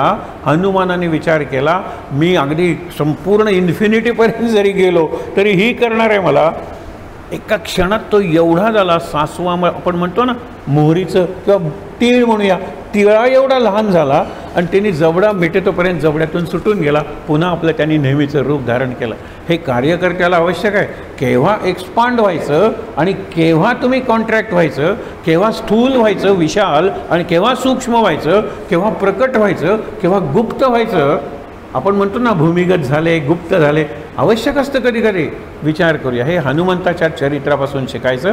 हे कसं संकट होतं. आणि ती सुरसा म्हणते, सुरसा म्हणजे जीभ रे, तुझी जीभ काय, हा पदार्थ खाल्ला तरी चालेल, तो पदार्थ खाल्ला तरी चालेल, पोट गच्च भरलेलं आहे, पण कोणीतरी जिलबी आणली. रामकृष्ण म्हणायचे, जिलबी ही गव्हर्नरची गाडी आहे. जत्रेत कितीही गर्दी असली तरी गव्हर्नरचा पायलट पाव पाव वाजवत आला की त्याला गाडी जागा मिळते की नाही, म्हणून जिलबीला कायम जागा मिळते, शिऱ्याला मिळते, म्हणून तर त्याला शिरा म्हणतात. कुठेही शिरतो, कितीही भूक असली तरी. आणि खिरीचं तर विचारूच नका, रामकृष्ण व्हायचे इतकं जरी भरलं तरी खीर वाट काढते त्याची, द्या थोडी खीर. ही सुरसा आहे. आपण सावध राहायचं. या प्रकारचं खाद्य, त्या प्रकारचं खाद्य, पूर्वी फक्त चायनीज होता, चायनीज काय, थाय काय, इटाली काय, पास्ता काय, सगळ्या प्रकारची. किती खाणार आहात तुम्ही. हे राजस संकट आहे. जास्त खाल्लात की झोप येईल, काय समाधी लागणार आहे, काय अभ्यास करणार आहात तुम्ही. दुसऱ्या दिवशी पहाटे उठायचं तर रात्री पोट अर्धं ठेवलं पाहिजे, हलकं खाल्लं पाहिजे. हे लक्षात घेऊया आपण. हे दुसरं संकट आहे. हनुमंतांनी ते संवाद केला. ज्यावेळेला त्याला वाटलं आपण सकाळी खूप जेवलेलो आहे, रात्री लंघन गेला त्या सुरसेच्या तोंडातून सुटून. तिसरं संकट मात्र सात्विक आहे. हे सात्विक संकटातून मात करणं, कारण तो मित्र आहे हो तुमचा, तो गुरुभक्त आहे, तो तुमचा भाऊ आहे. त्याच्या मोहातून किंवा त्याच्या आकर्षणातून सुटणं महत्त्वाचं आहे. हा मध्यावर आलेला आहे. ही दोन संकटं निघून गेलेली आहेत. मध्यावर आलेला आहे तेव्हा एक पर्वत असा वर वर वर येत गेलेला आहे. तुम्हाला वाटेल या गोष्टी आहेत का. हिमालय पर्वत समुद्रातून वर आलेला आहे. हिमालयाच्या मधल्या उंचीवर अजून शंख शिंपले सापडतात आणि ते गिर्यारोहक असतात, ते घेऊन येतात. हिमालय अजूनही वाटणार आहे वन ऑफ द यंगेस्ट आपण म्हणतो माउंटन्स इन द वर्ल्ड. हे सगळ्या गोष्टी नाही आहेत काही, कुठे ना कुठेतरी त्याला अर्थ आहे, कुठे ना कुठेतरी हे प्रसंग घडलेले आहेत. वर्णन करताना कदाचित एक्झॅजरेशन केलं असेल असं आपल्याला वाटतं. तो पर्वत वर यायला लागला. हनुमंतांनी विचार केला, बुद्धिमत्ता वरिष्ठ माहितो, अग्री कशात जे बुद्धिमान माणसं आहेत त्याच्यात अग्रणी क्रमांक पहिला कोणाचा आहे, हनुमंताचा. तो विचार करतो की हा जर असा वाढायला लागला, कोण आहेस तू विचार. तो तुम्ही रामाचा भक्त आहे, मी हिमालयाचा पुत्र आहे, माझं नाव मैनाक आणि मी विष्णूचा भक्त आहे, तू सुद्धा राम हा विष्णूचा अवतार आहे, तूही वैष्णव मीही वैष्णव, अजून अर्धा तुला सागर ओलांडून जायचा आहे, जरा माझ्यावर विश्रांती घे रे. हे ते संकट. तुम्हाला जर वर जायचं आहे आणि जर मंदिर दिसतंय, थांबलात तर तुम्ही थांबलातच ना, शेवटपर्यंत चालताय, चालत राहा चालत राहा चालत राहा, मंदिरात पोचाल. पण थांबलात तर तुम्हाला पुन्हा जास्त वेळ लागेल, थांबू नका. राम काज किये बिना विश्राम कहा, राम आणि विश्राम हे विरुद्ध शब्द आहेत. रामाचं काम केल्याशिवाय विश्रांती कशाला? पण तो म्हणतो मी वैष्णव आहे, तू माझ्यावर काही ना स्पर्श तरी मला कर. त्यावेळेला हा विचार करतो मी जर ह्याला स्पर्श केला नाही आणि हा वाढत राहिला तर परत येताना माझी शक्ती थोडी कमी झाली असेल तर मला हा पर्वत ओलांडून जाता येणार नाही. म्हणून तो त्याला पाय लावतो आणि इतक्या जोरात पर्वत खाली दाबतो. लक्षात ठेवा की आता कितीही वाढला तरी माझ्या मार्गात येणार नाही आहे. आणि तो दाबलेल्या पर्वतावरून पुन्हा तो बाउन्स करतो वरती आणि समुद्राच्या पलीकडे येतो. संकटाचा उपयोग संधीत रूपांतर करून घ्यायचं. कन्व्हर्टिंग डिफिकल्टी और कॅलॅमिटी और ॲडव्हर्सिटी, संकट इन टू ॲन ऑपॉर्च्युनिटी. संकटाचं संधीत रूपांतर करा, हे मारुतीच्या चरित्रापासून शिकायचं आहे. म्हणून अतुलित बलधामम हेम शैलावधेहम. शैल म्हणजे पर्वत, हेम म्हणजे सोन्याचा. सोन्याचा पर्वत म्हणजे काय? तुम्ही बघा ना, हिमालयाची सुद्धा आपण चित्र बघतो. ज्या वेळेला पौर्णिमेचा प्रकाश असतो किंवा ज्या वेळेला सूर्यास्त असतो, ही सोन्यासारखं दिसतं, सोन्यासारखा दिसतो तो पर्वत. हनुमान पर्वतासारखा आहे. त्याची जी लव आहे ना, त्याच्या फर, त्याच्या अंगावरचे केस ते सोनेरी आहेत. सोनेरी कैसी आपण बघतो ना तशी वानरं, माकडं, तसा तो आहे, पण पर्वतासारखं आहे. हेमशैला म्हणजे एखादा सोन्याचा पर्वत असावा तसा हनुमान दिसतो. धनुजे वन कृशाणू, राक्षसांची वनं त्यांनी जाळून टाकली. कृशाणू म्हणजे अग्नी, तो अग्नी झाला, लक्षात ठेवा. आणि राक्षस अशोकवन बघा ना, अनेक राक्षसांना त्याने मारलेलं आहे. ज्यावेळेला युद्धात अनेक राक्षसांना मारलेलं आहे आणि ज्या पद्धतीने मारलेलं आहे ते वाचताना आणि पाहताना मुलांना आनंद होतो. हल्ली ॲनिमेशन आपण बघतो ना हनुमंताचं, काय मुलांना तो शेपट्याने मारतो, मुलं हसतात, ओरडतात, उड्या मारतात. मी बघून तुम्हाला सांगतोय, दे गेट आयडेंटिफाईड. याला एम्पथी म्हणतात. They find themselves in the role of Hanuman. मी हनुमान झालेलो आहे. हे चरित्र आहे हनुमंताचं. विचार करा, माय फ्रेंड गणेशा आणि हनुमान ॲनिमेशन याच्यासारखे पुस्तकं खपली. बायबल वगैरे पडले मागे. आता तुम्ही जर त्या कॅसेटना पुस्तक म्हणणार असाल, कारण खाली डायलॉग्स असतात, ती कथा पुढे चालू असते, चित्र दाखवतात, फार महत्त्वाच्या घटना घडत आहेत, यापुढे जास्त घडणार आहेत. आपण सावध राहूया आणि आपण कॉन्ट्रीब्यूट करूया. हे कॉन्ट्रीब्यूट मनाचं किंवा धन नको आहे. तन मन धन म्हणतो ना, तनही नको आहे, मन द्या. आता 6 दिवस मन द्या. हे जे आपलं चाललेलं आहे मन लावून ऐकूया आणि मग बघा आपल्या संकटातून कसे मार्ग मिळतात ते. तर राक्षसांची जी वनं होती ती यांनी अग्नी बनून जाळून टाकली. त्याच्या पुढे ज्ञानीनाम अग्रगण्यम, कितीतरी त्याच्या बुद्धीचे सांगितले. विचार करतो क्षणात. सकल गुणनिधानम, निधान म्हणजे ठेवाय, खजिना आहे. सगळ्या गुणांचा खजिना हनुमंताच्यात आहे. एक एक गुण आपण नंतर बघणार आहोत. वानराणाम अधीशम, वानरयूथ मुख्यम, वानरांचा जो गट आहे त्या गटाचा प्रमुख आहे हनुमान. रघुपती प्रिय भक्तम, रामाला आवडणारा दूत आहे. तो स्वतःचा परिचय नेहमी श्रीरामदूतम शरणम प्रपद्ये, रामाचा दूत आहे. आणि म्हणून म्हणतो वातजातम म्हणजे पवनसुत जो आहे त्याला नमस्कार करूया. आता हे कागद आपले आहेत. पहिल्या 20 चौपाया आपण वाचणार आहोत. मला वाटतं अनेकांना येतात. पहिल्या 2 माझ्या नंतर म्हणा, 3ऱ्यापासून 20व्यापर्यंत सगळ्यांनी बरोबर म्हणूया. पुढे मागे झालं तरी हरकत नाही. पहिलं आहे ना हे दोहा, तो माझ्या नंतर म्हणायचा. नंतर पहिले 2 आहेत ते माझ्या नंतर म्हणायचे. आणि महावीर विक्रम बजरंगी इथपासून सगळ्यांनी बरोबर म्हणायचं. हे पहिल्यांदा श्री गुरुचरण सरोज रज म्हणा.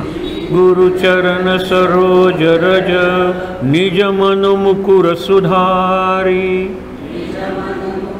सुधारी बरनौ रघुबर बिमल जसु, गुणरुबर बिमल जसु जोदायक फलचारी, फलचारी बुद्धिहीन तनु जानिके, सुमिरौ पवन कुमार, बल बुद्धि विद्या देहु मोहि, हरहु कलेश विकार. पहिले 2 माझ्या नंतर. जय हनुमान ज्ञान गुण सागर, जय कपीस तिहु लोक उजागर, रामदूत अतुलित बल धामा, अंजनी पुत्र पवन सुत नाम। आता तिसरी ओळ जरा खालच्या आवाजात, चौथी वरच्या। महावीर, सगळ्यांनी बरोबर, महावीर विक्रम बजरंगी, कुमति निवार सुमति के संगी, कंचन बरन विराज सुबेसा, कानन कुंडल कुंचित केसा, हाथ वज्र और ध्वजा विराजे, कांधे मूंज जनेऊ साजे, शंकर सुवन केसरी नंदन, तेज प्रताप महाजगबंधन, विद्यावान गुणी अति चातुर, राम काज करिबे को आतुर, प्रभु चरित्र सुनिबे को रसिया, राम लखन सीता मन बसिया, सूक्ष्म रूप धरि सियहि दिखावा, बिकट रूप धरि लंक जरावा, भीम रूप धरि असुर संहारे, रामचंद्र के काज सवारे, लाय सजीवन लखन जियाए, श्री रघुबीर हरषि उर जाए, रघुपति कीनी बहुत बड़ाई, तुम मम प्रिय भरत ही सम भाई, सहस बदन तुम रोजस गावे, अस कहि श्रीपति कंठ लगावे, सनकादिक ब्रह्मादि मुनीसा, नारद सारद सहित अहिसा, जम कुमेर दिक्पाल जहाते, कभी कोबित गई सके कहाते, तुम उपकार सुग्रीव ही कीना, राम मिलाय राजपद दीना, तुमरो मंत्र विभीषण माना, लंकेश्वर भय सब जग जाना, जुग सहस्र जो जन पर भानु, लील्योताय मधुर फल जानु, प्रभु मुद्रिका मेलि मुख माहि, जल दिलांगी गई अचरज नाहि, दुर्गम काज जगत के जेते, सुगम अनुग्रह तुमरे तेते, काम दुआरे तुम रखवारे, होतन आज्ञा बिनु पैसारे, सब सुख लहै तुम्हारी सरना, तुम रक्षक काहू को डरना, तुम रक्षक काहू को डरना। आता पुढची आहे ती सगळी आपण म्हणतो ती फलश्रुती आहे। आपण एक एक शब्द बघूया। 6 दिवस आहेत आपल्याला आणि 40 दोहा आहेत। श्री गुरुचरण सरोज रज, रज म्हणजे धूळ, गुरुचरणांची धूळ, आणि गुरुचरण आहेत कसे, सरोज म्हणजे कमळासारखे, कमळ अलिप्ततेचे प्रतीक आहे। कमळाचं पान पाण्यात घाला आणि वरती काढा, बिलकुल चिकटत नाही। आपण इंग्रजांच्याकडून घेतले duck back raincoats, duck back, why not lotus back? अरे डक म्हणजे बदक, बदकावर जर पाऊस पडला त्याने झटकलं की ते लगेच हे होतं, कोरडं होतं, म्हणून तुमचा रेनकोट असा झटकला की आत पाणी येत नाही, बदकाच्या आत पाणी जात नाही। लोटसमध्ये कुठे जातं? कमळ तर चिखलातून येतं, शेवाळ असतं त्यातून वर येतं। कमळाला कधी चिखल लागत नाही, ते शेवाळ लागत नाही, ती दुर्गंधी लागत नाही, सौंदर्य आणि सुवास, आणि शिवाय आत असलेला मकरंद, ज्याला भुलून तो मिलिंद भ्रमर तो येतो। काय सुंदर, किती सुंदर म्हणून गुरुचे चरण आहेत, ते चरण कमल आहेत, आणि त्याच्यावर जी रज आहे ती मला दूर करायची। ती आहे कुठे? मनमुकुर, मनाच्या आरशावर आहे, हे लक्षात ठेवा। आता रजाचा एक तुम्हाला 2 उदाहरणं सांगतो।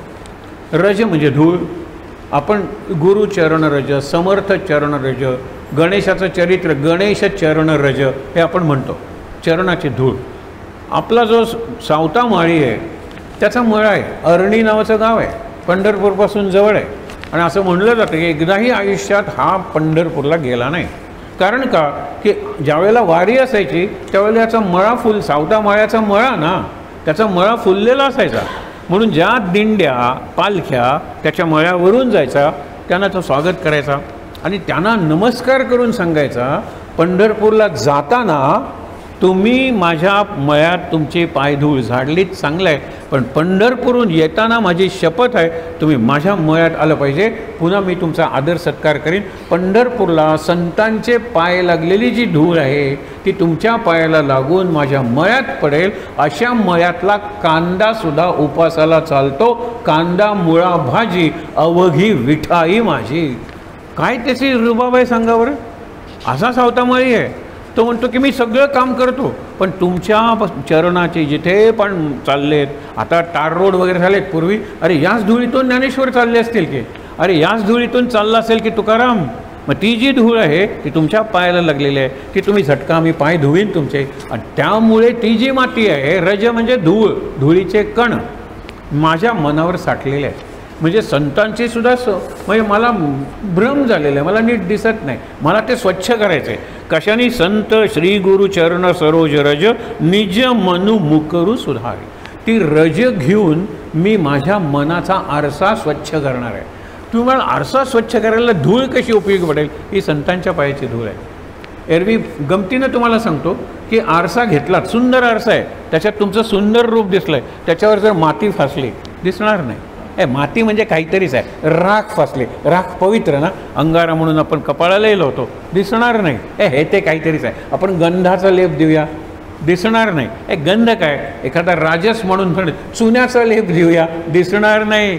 अरे वेलची, केशर याचा जरी लेप दिला तर आरशावर जोपर्यंत लेप आहे तोपर्यंत आरसा त्याचं काम करणार नाही. मनाचा आरसा स्वच्छ केला पाहिजे. आणि तो स्वच्छ करायला संतांच्या चरणाची जी रज आहे त्याचा मी उपयोग करणार. आपण डिटर्जंट पावडर वगैरे नसते का वापरूनच स्वच्छ करतो ना, ती संतांच्या पायाची जी धूळ आहे ती वापरून निज म्हणजे आपला माझा मन मुकुर, मुकुर म्हणजे आरसा, मी काय करणार आहे? सुधारी, स्वच्छ करणार आहे आणि सुधारणार आहे. दुसरं उदाहरण मागे मी तुम्हाला दिलं होतं की श्रावण महिन्यात निंबाळ हे गुरुदेव रानडेंचं गाव, तिथे त्यांची समाधी आहे. ते देहात असताना अजूनही संपूर्ण महिनाभर तिथे सत्संग असतो, त्याला ते सप्ताहच म्हणतात. पण संपूर्ण श्रावण महिना ज्या वेळेला लोक यायचे त्याच्या आधी संत भक्त हे झाडायचे आणि सगळी जमखान वगैरे घालून ठेवायचे आणि तो त्या दिवसाचा सत्संग पार पाडा. सत्संग पार पाडल्यानंतर गुरुदेव म्हणायचे की जातानाचा केर तुम्ही सगळे जा, केर मी काढणार आहे. ते म्हणायचे गुरुदेव तुम्ही कशाला काढता? नाही नाही म्हणाले, तुमचे पाय आहेत ना ते संतांचे पाय आहेत. आज संत शोधायला दुसरे जाऊ नका, आपण सगळेजण संत आहोत. ते तुकाराम वगैरे संत made, we R Sant in the making. आपण घडतोय, लक्षात ठेवा. गेल्या वर्षीपेक्षा यावर्षी आपण त्या संत पदाच्या जवळ पोचलेलो आहोत आणि हळूहळू आपण पोचू. म्हणून तुमच्या पायाची धूळ आहे ना ती संत चरण रज आहेत. मी स्वतः झाडणार ती खोली. आणि पूर्वी ती शेणाची वगैरे असायची, तुम्हाला माहीत आहे ना. नंतर धोतर वगैरे नेसायचे, धोतराचे 2 लेयर्स करायचे, त्याच्यावर ती गोळा केलेली धूळ भक्तांच्या संतांच्या म्हणजे साधकांच्या पायाची धूळ, ते अगदी ज्याला म्हणतात वस्त्रगाळ चूर्ण, असं चूर्ण करायचे आणि ते वर्षभर पुढच्या श्रावणापर्यंत डोक्याला लावायचे. हा केवढा अधिकार आहे. ते म्हणजे तुम्ही साधी माणसं नाही आहे, तुम्ही दूरदूरून येतात, कुठून कुठून येतात. गोंदवल्याला काय किंवा पंढरपूरला काय किंवा काशीला काय किंवा आता अयोध्येला काय, जगातून लोक येतात किंवा अहो शेकडो फ्लाईट्स आहेत. तिथे काही नव्हतं, आता सगळं रूप बदलणार आहे संपूर्ण. ते बदलताना सावध मात्र राहायला पाहिजे, नाहीतर ते कमर्शियल सेंटर होईल. ते स्पिरिच्युअल सेंटरच राहायला पाहिजे, कमर्शियल सेंटर नको. असू दे, मुद्दा काय, रामलल्लाच सगळ्यांना शक्ती आणि बुद्धी देणार आहे पुढे. तर ते सगळं झाल्यानंतर ते सगळे चरणरज त्याला महत्त्व आहे. त्याने मी माझ्या मनाचा आरसा स्वच्छ करणार आहे. जे इथे मनाचा आरसा स्वच्छ करून प्रवचन ऐकतात त्यांना प्रवचनाचा जास्त लाभ होतो. आपण 5 मिनिटांनी ऐकल्यानंतर बापरे उद्या नाईट शिफ्ट नाही का, संपला, मारुती रात्रीच्या शिफ्टला निघून गेला, इथून गेला, अरे बापरे हे काम राहिले, करेक्शन राहिले, परीक्षा झालेली आहे. अरे 5 मिनिटानंतर माझं मन जर एक्सकर्शन किंवा व्हेकेशन किंवा आपण हल्ली म्हणतो वीकेंड, जशी आपण जातो ना कुठल्या तरी स्थळाला, तसं जर एक्सकर्शनला, ट्रिपला, आउटिंगला जर जात असेल 5 मिनिटानंतर, तर पुन्हा ते इकडे येईतोपर्यंतचं प्रवचन गेलं. अरे असं सांगितलं, हे मी ऐकलंच नाही, अरे हे उदाहरण दिलं, माझं लक्षच नव्हतं, हे असं होतं. म्हणून मन मुकुर स्वच्छ करायचं. आणि मग त्याच्यात एक दुसरं उदाहरण देतो ना, जनाबाई धान्य भरायची आणि बाकीचेही धान्य भरायचे. आता जनाबाईचं धान्य म्हणजे पोतं साक म्हणा लवकर भरून व्हायचं, आमचं का होत नाही? ती म्हणाली मी गोणी भरते कारण माझं माप आहे ना ते रिकाम आहे, माझी जी पायली आहे ना त्याच्यात एकही कण नाही, मन माझं इतकं मोकळं आहे, मन माझं एवढं स्वच्छ आहे, म्हणून धान्य भरताना ती संपूर्ण पायली जाते. तुमची इतकी पायली आधीच भरलेली आहे या विचारांनी, त्या आठवणींनी, त्या अनुभवाने, त्या प्रतिक्रियांनी, म्हणून तुमचं एवढंच धान्य त्या साकात पडतं. मन मोकळं करा, मन स्वच्छ करा. तुकाराम सांगतायत हनुमान चालिसा वाचण्याआधी श्री गुरु चरण सरोज रज निज मनू, प्रत्येकाने आपलं मन मुकुर म्हणजे आरसा स्वच्छ करूया. बरं नऊ रघुबर बिमल, आणि मग मी वर्णन करून सांगतो ते जस म्हणजे यश. हळूहळू आपल्याला भाषा कळेल. जच्या ठिकाणी य लावला तर सोपं जातं. बरं नऊ म्हणजे वर्णन करून सांगतो. रघुबर बिमल जसू, रामाचं यश आहे ते धवल आहे, कलंक नाही आहे. रामाच्या यशावर, शिवाजी महाराजांच्या यशावर कलंक नाही आहे, लक्षात ठेवा. आणि शिवाजीने ते बावळे मावळे म्हणतो ना ते शेतकरी असायचे, त्यांच्याकडे भीमथडी तट्ट होते आणि त्यांचे अरबी घोडे होते की त्या मुसलमानांचे, ते हजारोंच्या संख्येनेचे, काही शेंच्या संख्येने असायचे, पण त्यांच्यात जे चैतन्य फुंकलेलं असायचं, Har Har Mahadev was not just a slogan, ती काही घोषणा नव्हती, हाय जय असं म्हणाली, आतून येत होते ते. हर हर महादेव, मी माझ्या देशावर आलेलं संकट हरण करणार आहे आणि त्यासाठी हे महादेव हर हर मला मदत कर. ते त्यांचं नुसतं दीन दीन म्हणून ते होणार नव्हतं. हर हर महादेव हीच ती घोषणा होती. आणि म्हणून इथे तसंच झालं की ज्या वेळेला बुद्ध वानरांच्या मदतीने रावणासारखा बलाढ्य शत्रू मारणं गंमत नाही आहे हो. म्हणून रामाला नायक म्हणतात, रघुनायक. कारण हे बुद्धिहीन तनु जानके, मारुतीला प्रार्थना की मी बुद्धिहीन आहे रे, मतिमंद आहे. मतिमंद आहे. आणि हल्ली गतिमंद मी म्हणत नाही, कारण देहाची गती वाढली किंवा नवीन गाडी घेतली 5 गिअर, चला आणखीन वेगाने जाऊया, 120 यांनी जाऊया वगैरे वगैरे. आपण गतिमंद देहाच्या पातळीवर नाही आहोत, पण मनाच्या पातळीवर मतिमंद गतिमंद आहोत. रिटार्डेड म्हणतो ना आपण, ही इज रिटार्डेड. रिटार्डेड म्हणजे गतिमंद आहे, मतिमंद आहे, चालतच नाही. हां, आपण म्हणतो निर्णय तो इडियट आहे, इम्बेसाईल आहे, हे निर्णय लेवल्स आहेत मूर्खपणाच्या, वेडेपणाच्या. आपण वेडे आहोत. कारण का की आपण बुद्धीन म्हणून प्रार्थना केलेले सुमिरव पवन कुमार. हे पवनसुत, आपण त्याचे अर्थ बघणार आहोत. प्रत्येक याला गोष्ट आहे. पवनसुत नाव का पडलं हनुमंताला बघा ना. सुमिरव पवन कुमार, सुमिरव म्हणजे मी स्मरण करतो, ऐक. बलबुद्धी विद्या देहू, मोही, मोही म्हणजे मला बल दे, मला बुद्धी दे, मला ज्ञान दे. या 3 गोष्टी आहेत. हरहू कलेस विकार, आणि एकदा मला खरं ज्ञान मिळालं की माझे सगळे क्लेश म्हणजे दुःख यातना दूर होणार आहे. आणि होतात का? होतात हो. मी तुम्हाला एक पलीकडचं आणि एक अलीकडचं उदाहरण देतो. इकडे कॅन्सरची गाठ आलेली आहे, ट्यूमर ज्याला म्हणतात काखेत, रमण महर्षींचा. आणि हे 1950 नंतरचं फार जुनं उदाहरण नाही आहे. ते म्हणाले ॲनास्थेशिया देणार नाही. आणि त्यावेळेचे जे डॉक्टर्स होते, कदाचित एखाद दुसरा ब्रिटिश डॉक्टरही असेल, त्यावेळेला ते काय म्हणाले की आम्ही ॲनास्थेशिया मोठी 3 तास चालणार आहे सर्जरी. ते म्हणाले मी सूर्यास्ताला ज्या प्रार्थना म्हणतो त्यावेळेला तुम्ही हे ऑपरेशन कराल का? डॉक्टर म्हणाले शक्यतो मी ऑपरेशन सकाळी करतो, पण तुम्ही जर म्हणता तर ऐकलं पाहिजे तुमचं. पण आम्ही सगळी ॲनास्थेशियाची तयारी ठेवलेली आहे तुम्हाला भूल देण्याची. जर जरी झालं, चेहऱ्यावर जरी तुमच्या वेदना, क्लेश, विकार दिसले की आम्ही लगेच ॲनास्थेशिया सुरू करणार आहोत आणि मग सर्जरी करणार आहोत. ते म्हणाले जरूर करा ना. आणि त्यांनी करायला लागल्यानंतर ऑपरेशन झालं, ड्रेसिंग वगैरे सगळं झालं, आणि नंतर त्यांनी सांगितलं it's over. Is it over ते विचारतात. ते म्हणाले सकाळच्या प्रार्थना तुम्ही करता आणि संध्याकाळची प्रार्थना करता, फार अर्थ आहे याच्यात, लक्षात ठेवा. संध्याकाळी आउट गोईंग इन्स्टिंक्ट आहे. पक्षी घरातून बाहेर आहेत, वासरं गोठ्यातून बाहेर आहेत, मुलं, पक्षी घरट्यातून बाहेर आहेत, मुलं घरातून बाहेर आहेत, शेतकरी घरातून शेतावर जातो, सगळं जग बाहेर जात असतं सूर्योदय झाल्यानंतर. त्याला एक्स्ट्रा फ्युगल किंवा out going away from the centre. सकाळ आहे ती, सकाळी प्रत्येकजण बाहेर जातो, त्याला आउट गोईंग इन्स्टिंक्ट म्हणलेलं आहे. आणि संध्याकाळी होम कमिंग, मग पाखरं घरट्यात येतात, वासरं गोठ्यात येतात, मुलं घरी येतात, शेतकरी बघा ना प्रत्येकजण आत येतो. सेंट्रिपेटल आहे. ध्यान करण्यासाठी, शांत प्रार्थना करण्यासाठी, मेडिटेशन विचार करण्यासाठी संध्याकाळ उत्तम आहे. सकाळी संधिकाल आहे, प्रभात, तिथेही ट्वायलाईट आहे, संधिप्रकाश, इकडेही संधिप्रकाश आहे. पण संध्याकाळी माझी इंद्रिय सांगत असतात, my cells in the body tell me it's time to go home, it is time to come back home. त्याचा मला फायदा होतो. म्हणून माय इव्हनिंग प्रेयर्स, ज्याला व्हेस्पर्स म्हणतात, व्हेस्पर्स, त्यावेळेला I am not in my body. तुम्ही काय अनस्थिशा देणार आहात आणि का मला वेदना होणार आहे? मी शरीराच्या बाहेर निघतो, मी शरीराला पाहत होतो. I was observing, I was a witness to your surgery. मी बघत होतो, I was not in the body. जसं सुतार लाकूड कापतो ना, तसं तुम्ही ते ट्यूमर कापत होता. मला का वेदना होणार आहे? I was not in my body. हा अनुभव घेण्याचा विषय आहे. मी तुम्हाला सहज सांगून गेलो, फॅक्ट घडलंय ते तुम्हाला सांगितलं, पण प्रत्यक्ष अनुभवाचा विषय आहे.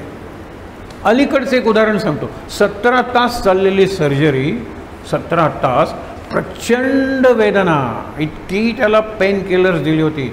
त्यांनी सांगितलं, लक्षात ठेवा, की मी पेन किलर्स 3 दिवस घेईन, कारण माझा शेजारी पेन किलर्स घेऊन किडनी बिघडून मेलेला आहे. मला पेन किलर, मी पेन सहन करीन माझ्या पद्धतीने.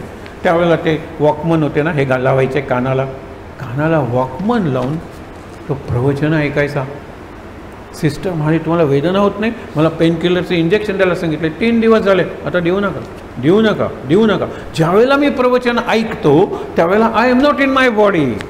हेच महत्त्वाचं आहे. ज्यावेळेला आपण प्रवचन करतो, प्रवचन ऐकतो, व्याख्यान करतो, व्याख्यान ऐकतो, बघा, त्यावेळेला मी जर देहात असेल तर my performance will always be limited within limits of the body. Brain is also part of body. काय विचार करणार? तुम्हाला जर स्पॉन्टेनियस विचार यायला पाहिजे असेल, उत्स्फूर्तपणे विचार, आता सूर्य वरती येतोय, त्याला तोंडात ठेवूया, हा हनुमंताला त्यावेळेला आलेला विचार आहे की नाही? जाताना कुठे माहीत होतं त्याला आपल्याला एवढा उशीर होणार आहे? Split second decision. Krishna, Hanuman प्रसिद्ध आहे ते लोक. एका सेकंदात निर्णय घेतला पाहिजे, पण तो स्पॉन्टेनियस असला पाहिजे. आपल्या जीवनातली स्पॉन्टेनिटी म्हणजे उत्स्फूर्तपणा, आतून बाहेर येणं हे कमी झालेलं आहे. आणि आतून बाहेर येणं ते इतकं, तुम्हाला खरंच सांगतो, वाईट वाटतं. मोठी मोठी पुस्तकं याच्यावर लिहिलेली आहेत की आपण सिंक्रोनाइज झालेलो आहोत. कशा बाबतीत? जीवन सिंक्रोनाइज झालं. तुम्ही सकाळी उठता, मी सकाळी उठतो, बरोबर. कदाचित तुम्ही 5ला उठता तर मी 6ला. तुम्ही थोडा व्यायाम करता, मी व्यायाम करतो. आपल्या व्यायामाचा प्रकार निराळा असेल. नंतर तुम्ही कुकर लावता, मी कुकर लावतो. तुमच्या कुकरला 3 शिट्ट्या होतील, माझ्या कुकरला 5 शिट्ट्या होतील. नंतर तुम्ही पर्स, माझी पर्स, हे करून नेतात गाव. हे सगळं सारखं सिंक्रोनायझेशन आहे. बदल काय फक्त 6चे 6:30 झाले. पण घर उठल्यापासून घरातून कामाला निघेतोपर्यंत जी 20 कामं तुम्ही केली तीच हा करतो. जी केरळमध्ये करतात तीच काश्मीरमध्ये करतात. हे सिंक्रोनायझेशन फार, पण हे बॉडीचं सिंक्रोनायझेशन झालं. 5 वाजले, अलार्म झाला, उठा, बॉडी सांगणारा ब्रेन असेल. पण तुम्हाला सांगतो, मेंदूचं सिंक्रोनायझेशन, ऑटोमायझेशन और रोबोटायझेशन फार वाईट आहे. रोबो आता विचार करायला लागले, पण आपण रोबोसारखा विचार करतो. त्यांनी उदाहरणं दिलेली आहेत. मी ती अमेरिकन उदाहरणं आपल्या भाषेत तुम्हाला सांगतो. शनिवारी रात्री मिलियन्स ऑफ हाऊसेसमध्ये, अगदी बिलियन्स ऑफ पॉप्युलेशन, शनिवारी रात्री झोपताना एक डायलॉग असतो, उद्या उशिरा उठायचं. रविवार आहे, कुणी हा डायलॉग, म्हणून मी म्हणतो व्यासानी नाही लिहिला, वाल्मिकीनी नाही लिहिला, सलीम जावेद ज्यांनी डायलॉग लिहिले त्यांनी लिहिला नाही, हा डायलॉग लिहिला कोणी? प्रत्येकजण. मी माझ्या भाषेत, तुम्ही कानडीत तेच म्हणाल, उद्या रविवारी उशिरा उठायचं. उद्याचा मेनू काय? आणखीन एक पुढचं वाक्य. तर इलेक्ट्रिसिटी असेल तर बाकीचं करू येईल, नाहीतर मग करा घावन वगैरे वगैरे. म्हणजे इलेक्ट्रिसिटीवर डिपेंड झाला. मग पुढे कुठे जायचं? हे इतकं सिंक्रोनाइज झालेलं आहे की रविवारी गर्दी असते बीचवर, म्हणून शनिवारी गेलो तर तिथे हजारो लोक शनिवारीसुद्धा येतात.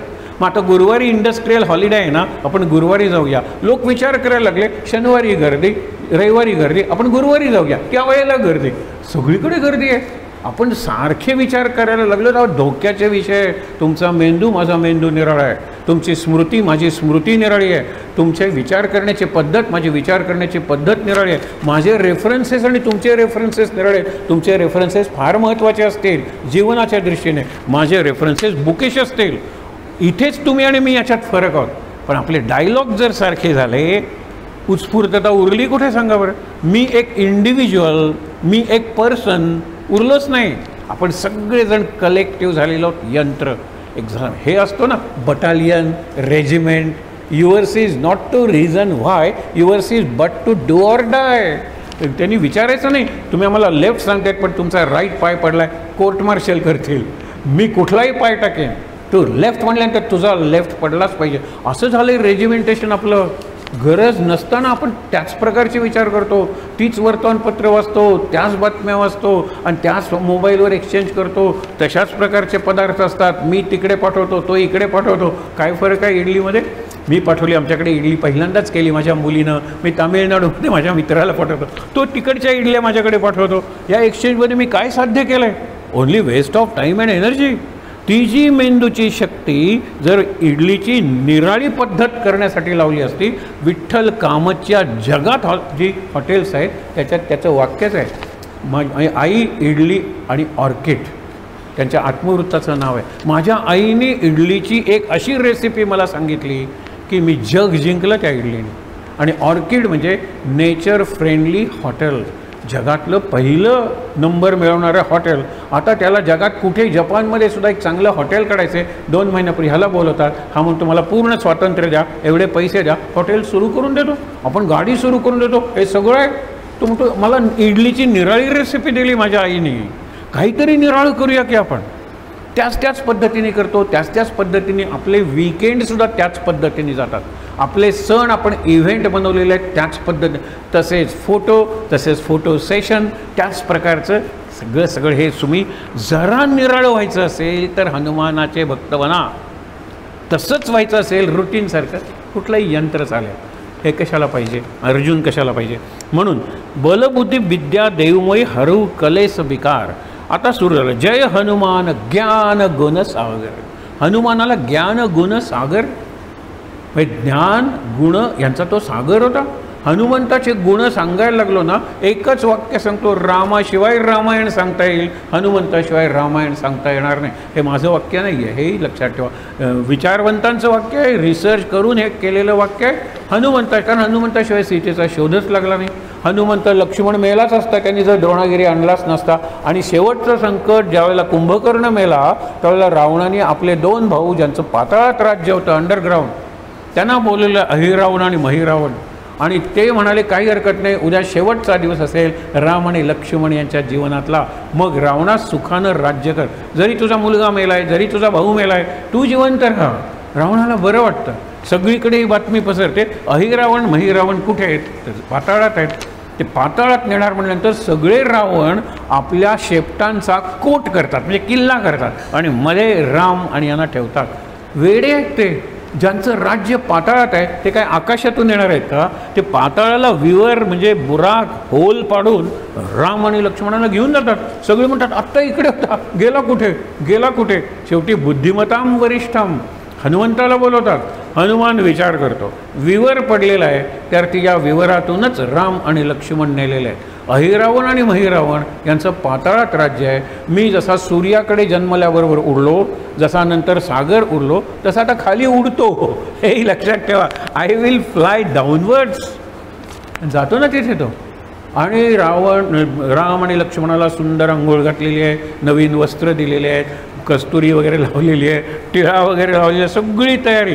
जसं बकरी ईदला जो बोकड कापतात तो आधी काही दिवस आणतात, काय त्याचे शिंग रंगवतात, काय त्याला खायला देतात, काय त्याला कपडे शिवतात, सगळं त्यालासुद्धा आतून कळत असेल हे काही दिवसांचं. बकरीदच्या दिवशी मला मारलं जाणार आहे.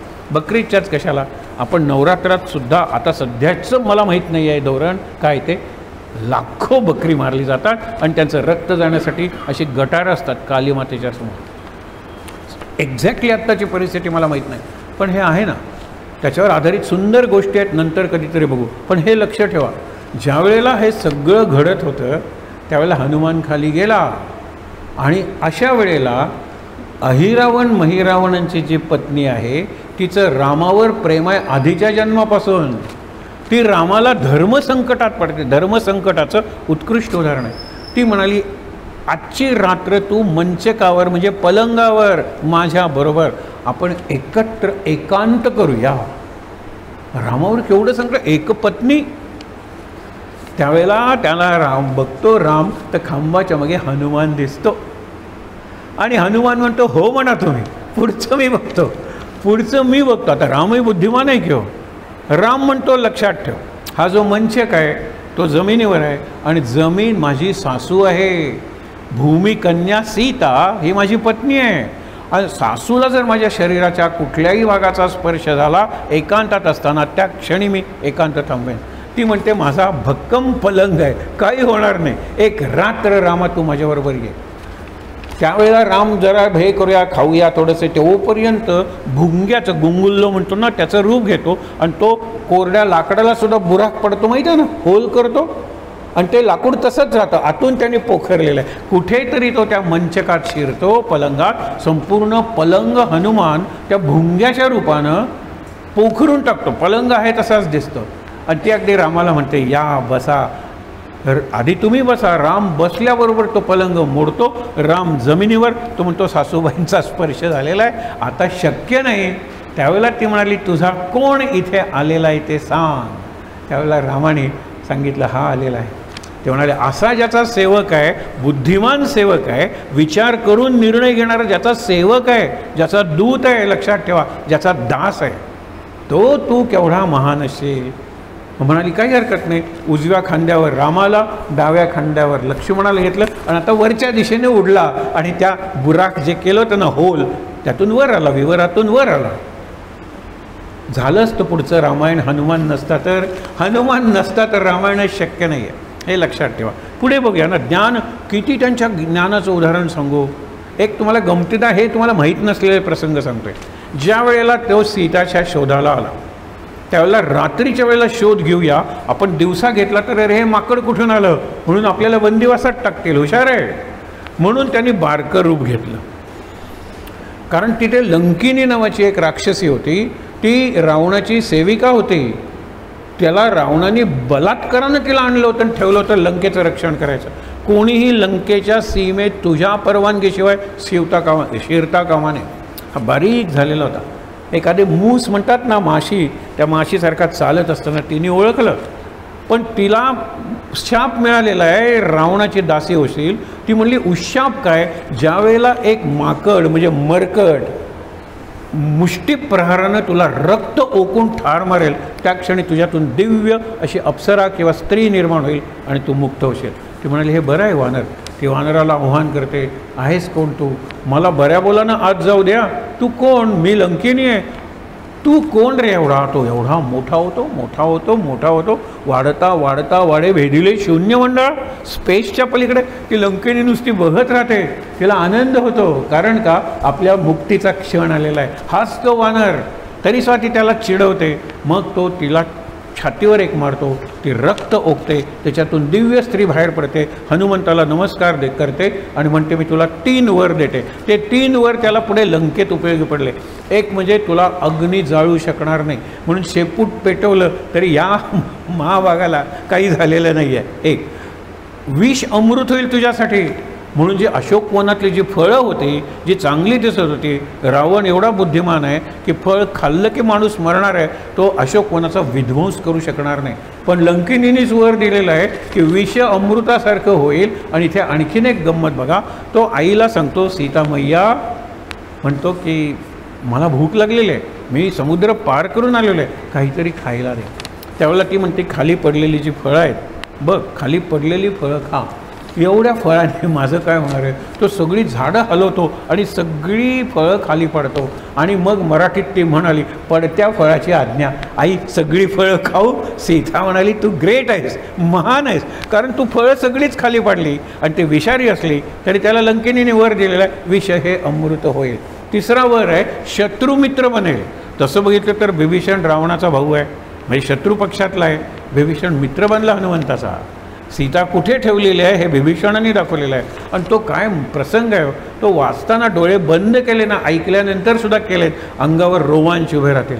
ज्यावेळेला तू रामाकडून आलेला आहेस, राम माझा पिता आहे रे, मी रोज रामाचा जप करतो. कोण म्हणतो, विभीषण. तो म्हणतो मी रामाचा दूत आहे, मी रामाचं कार्य करायला आलेलो आहे. विभीषण त्याच्या पायाला स्पर्श करून नमस्कार करतो विभीषण नाही म्हटलं तरी अयोध्येचा राजाचा भाऊ आहे, तो अयोध्येचा एक कारखानी सरदार आहे, आणि ह्या मरकटाला माकडाला स्पर्श करून हनुमान लगेच त्याला साष्टांग नमस्कार घालतो. तो म्हणाला, मला साष्टांग नमस्कार का घातला? कारण तू रोज सीतेचं दर्शन घेतोस, मी अजून सीतेला पाहिलंच नाही. मातृदेवो भव आणि पितृदेवो भव, मी तुझ्या पित्याचं दर्शन घेतले म्हणून पायाला स्पर्श करून तू माझ्या मातेचं दर्शन रोज घेतोस, म्हणून मी तुला साष्टांग नमस्कार घालतो. इतकंच नाही, तो परत येतो आणि सीता आहे का रे, कशी आहे, रडते आहे का, माझी आठवण येते आहे का, हे सगळं विचारल्यानंतर तो म्हणतो, मी तुम्हाला सगळा रिपोर्ट देतो.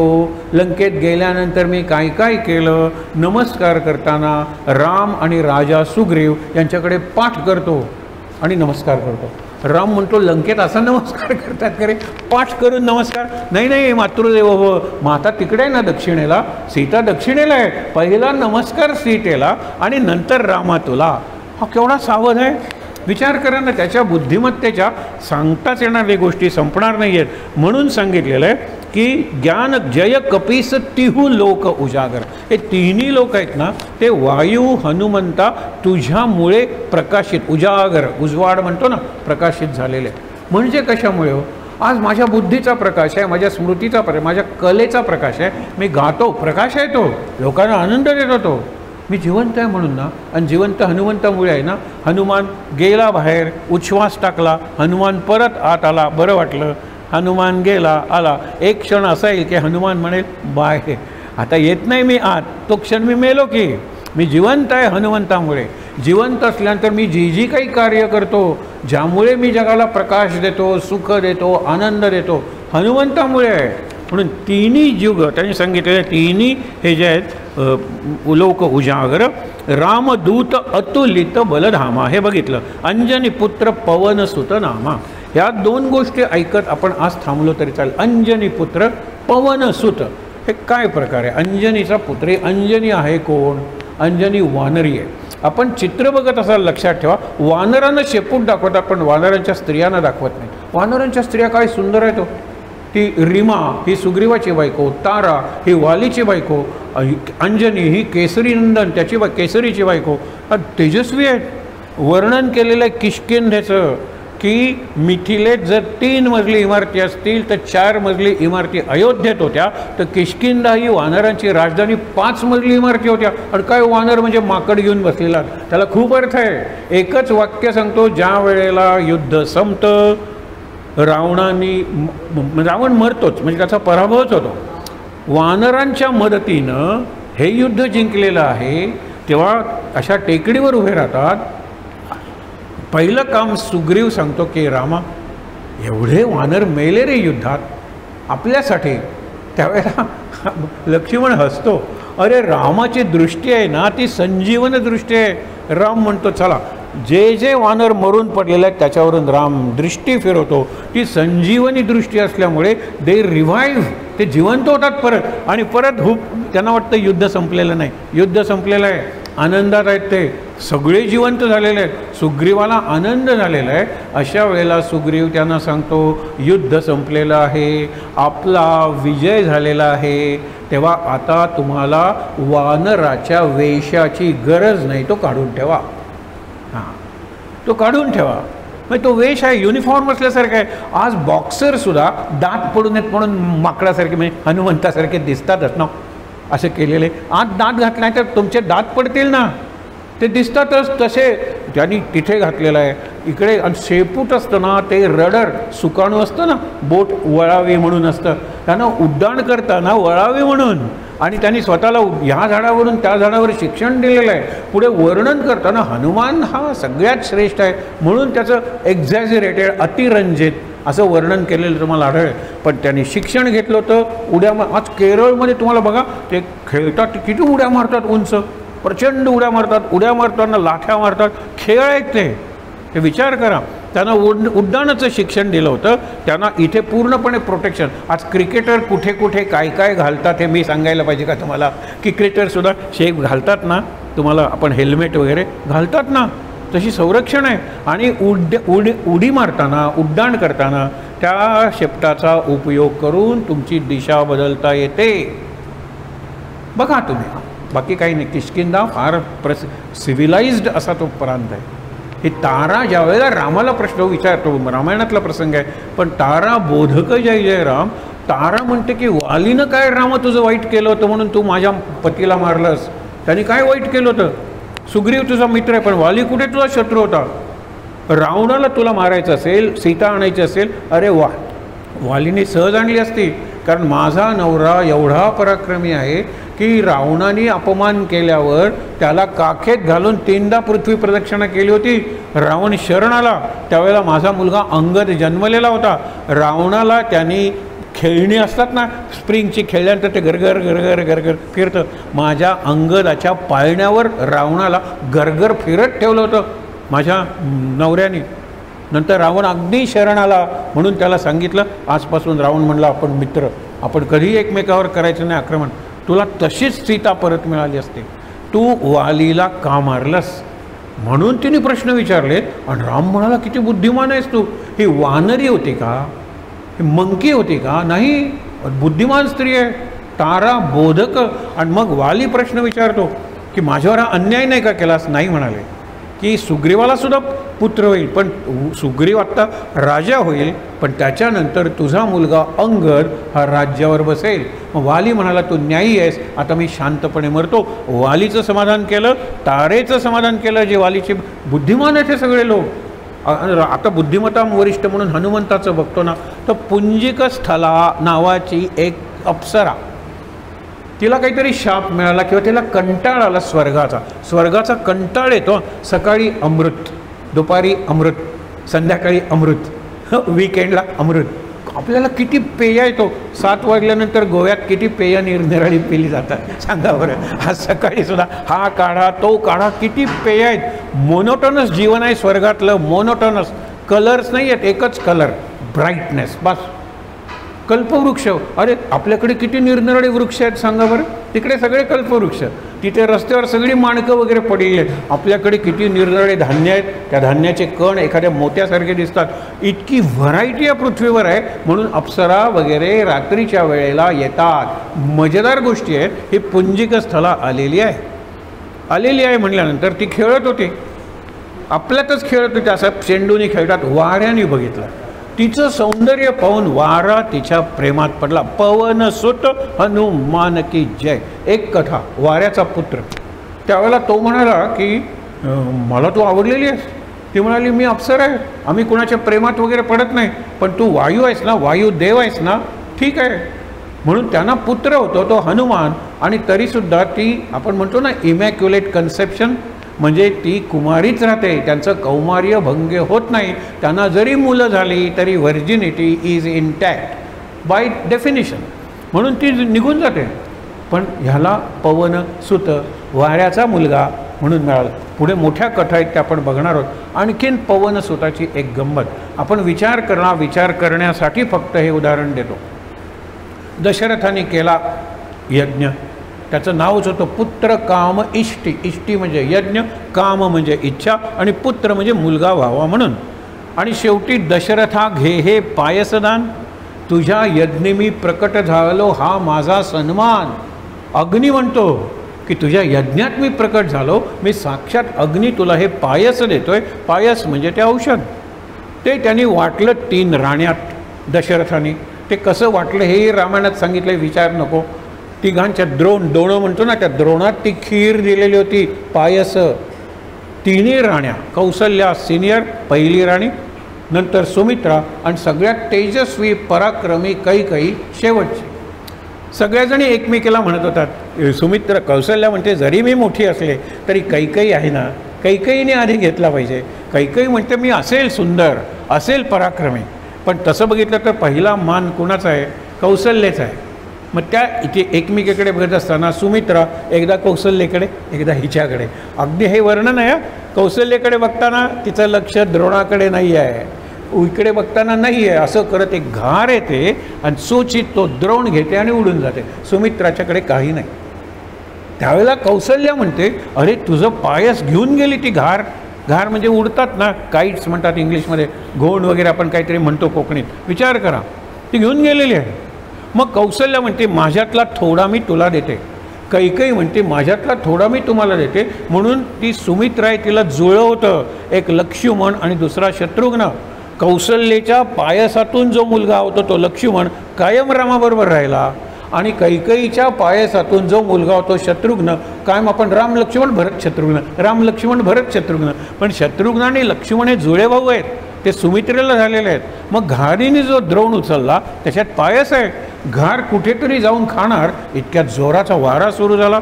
इकडे अंजनी ती तपश्चर्या करत बसलेली आहे शंकराची, की शंकरा तू माझ्या याच्यात तुझा अंश दे, त्याचं प्राशन करून मला तुझ्यासारखा पुत्र झाला पाहिजे, असा हात करून ती त्या ऋष्यमुख पर्वतावर बसलेली आहे. कोण? अंजनी, अंजनी सुत आंजनेय ही हनुमंताचे नाव आहेत. अशा वेळेला एवढा जोरात वारा येतो, त्या घारीच्या चोचीतून तो द्रोण ज्याच्यात ती खीर आहे तो पडतो आणि या अंजनीच्या ओंजळीत पडतो.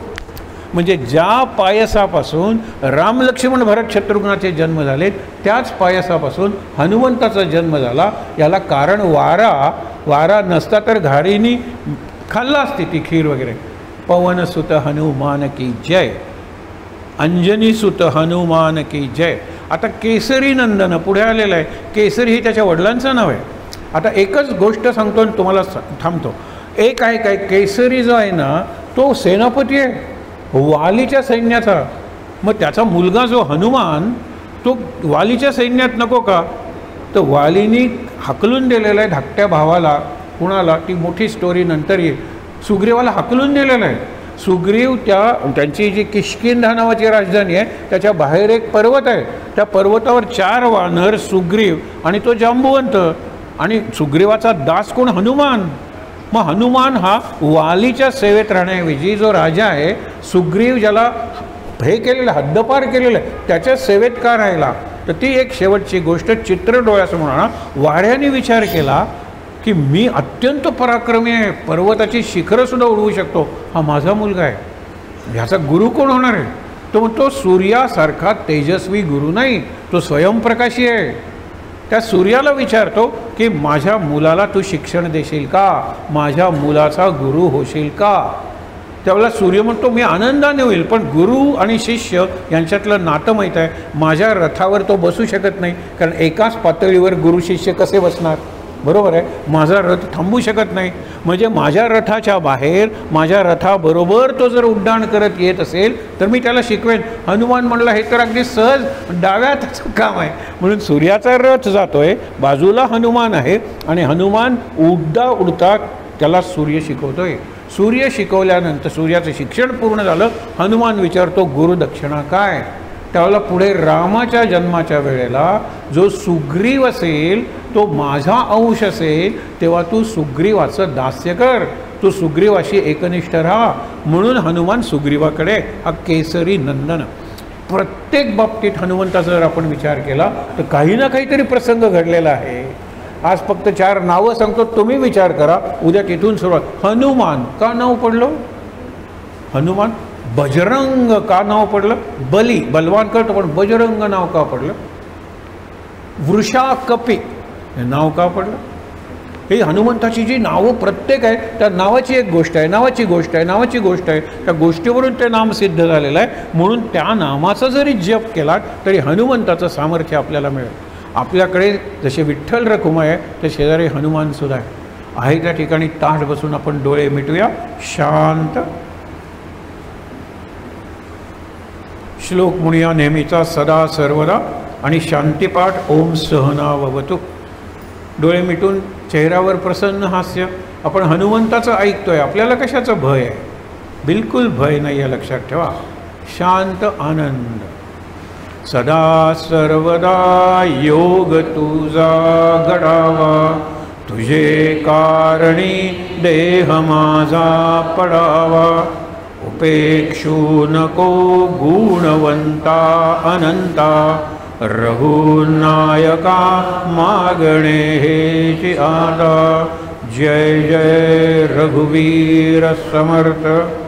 ओम सहनाववतु सहनौ भुनक्तु सह वीर्यं करवावहै तेजस्विनावधीतमस्तु मा विद्विषावहै।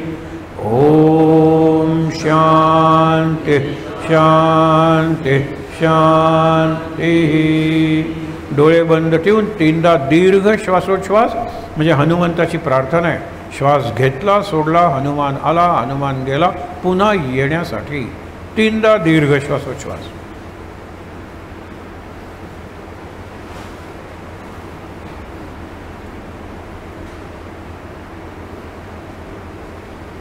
हातावर हात चोळूया आपण, रब युअर हँड्स, आणि ते हात चेहऱ्यावर डोळ्यांवर चोळूया। खूप छान वाटेल। सावकाश डोळे उघडून विठ्ठल, रखुमाई आणि हनुमान यांचं दर्शन घेऊया आणि इथे जमलेल्या सर्वांना नमस्कार करूया। शांत आनंद महाराज महाराज, सर्वांना नमस्कार। महाराज महाराज।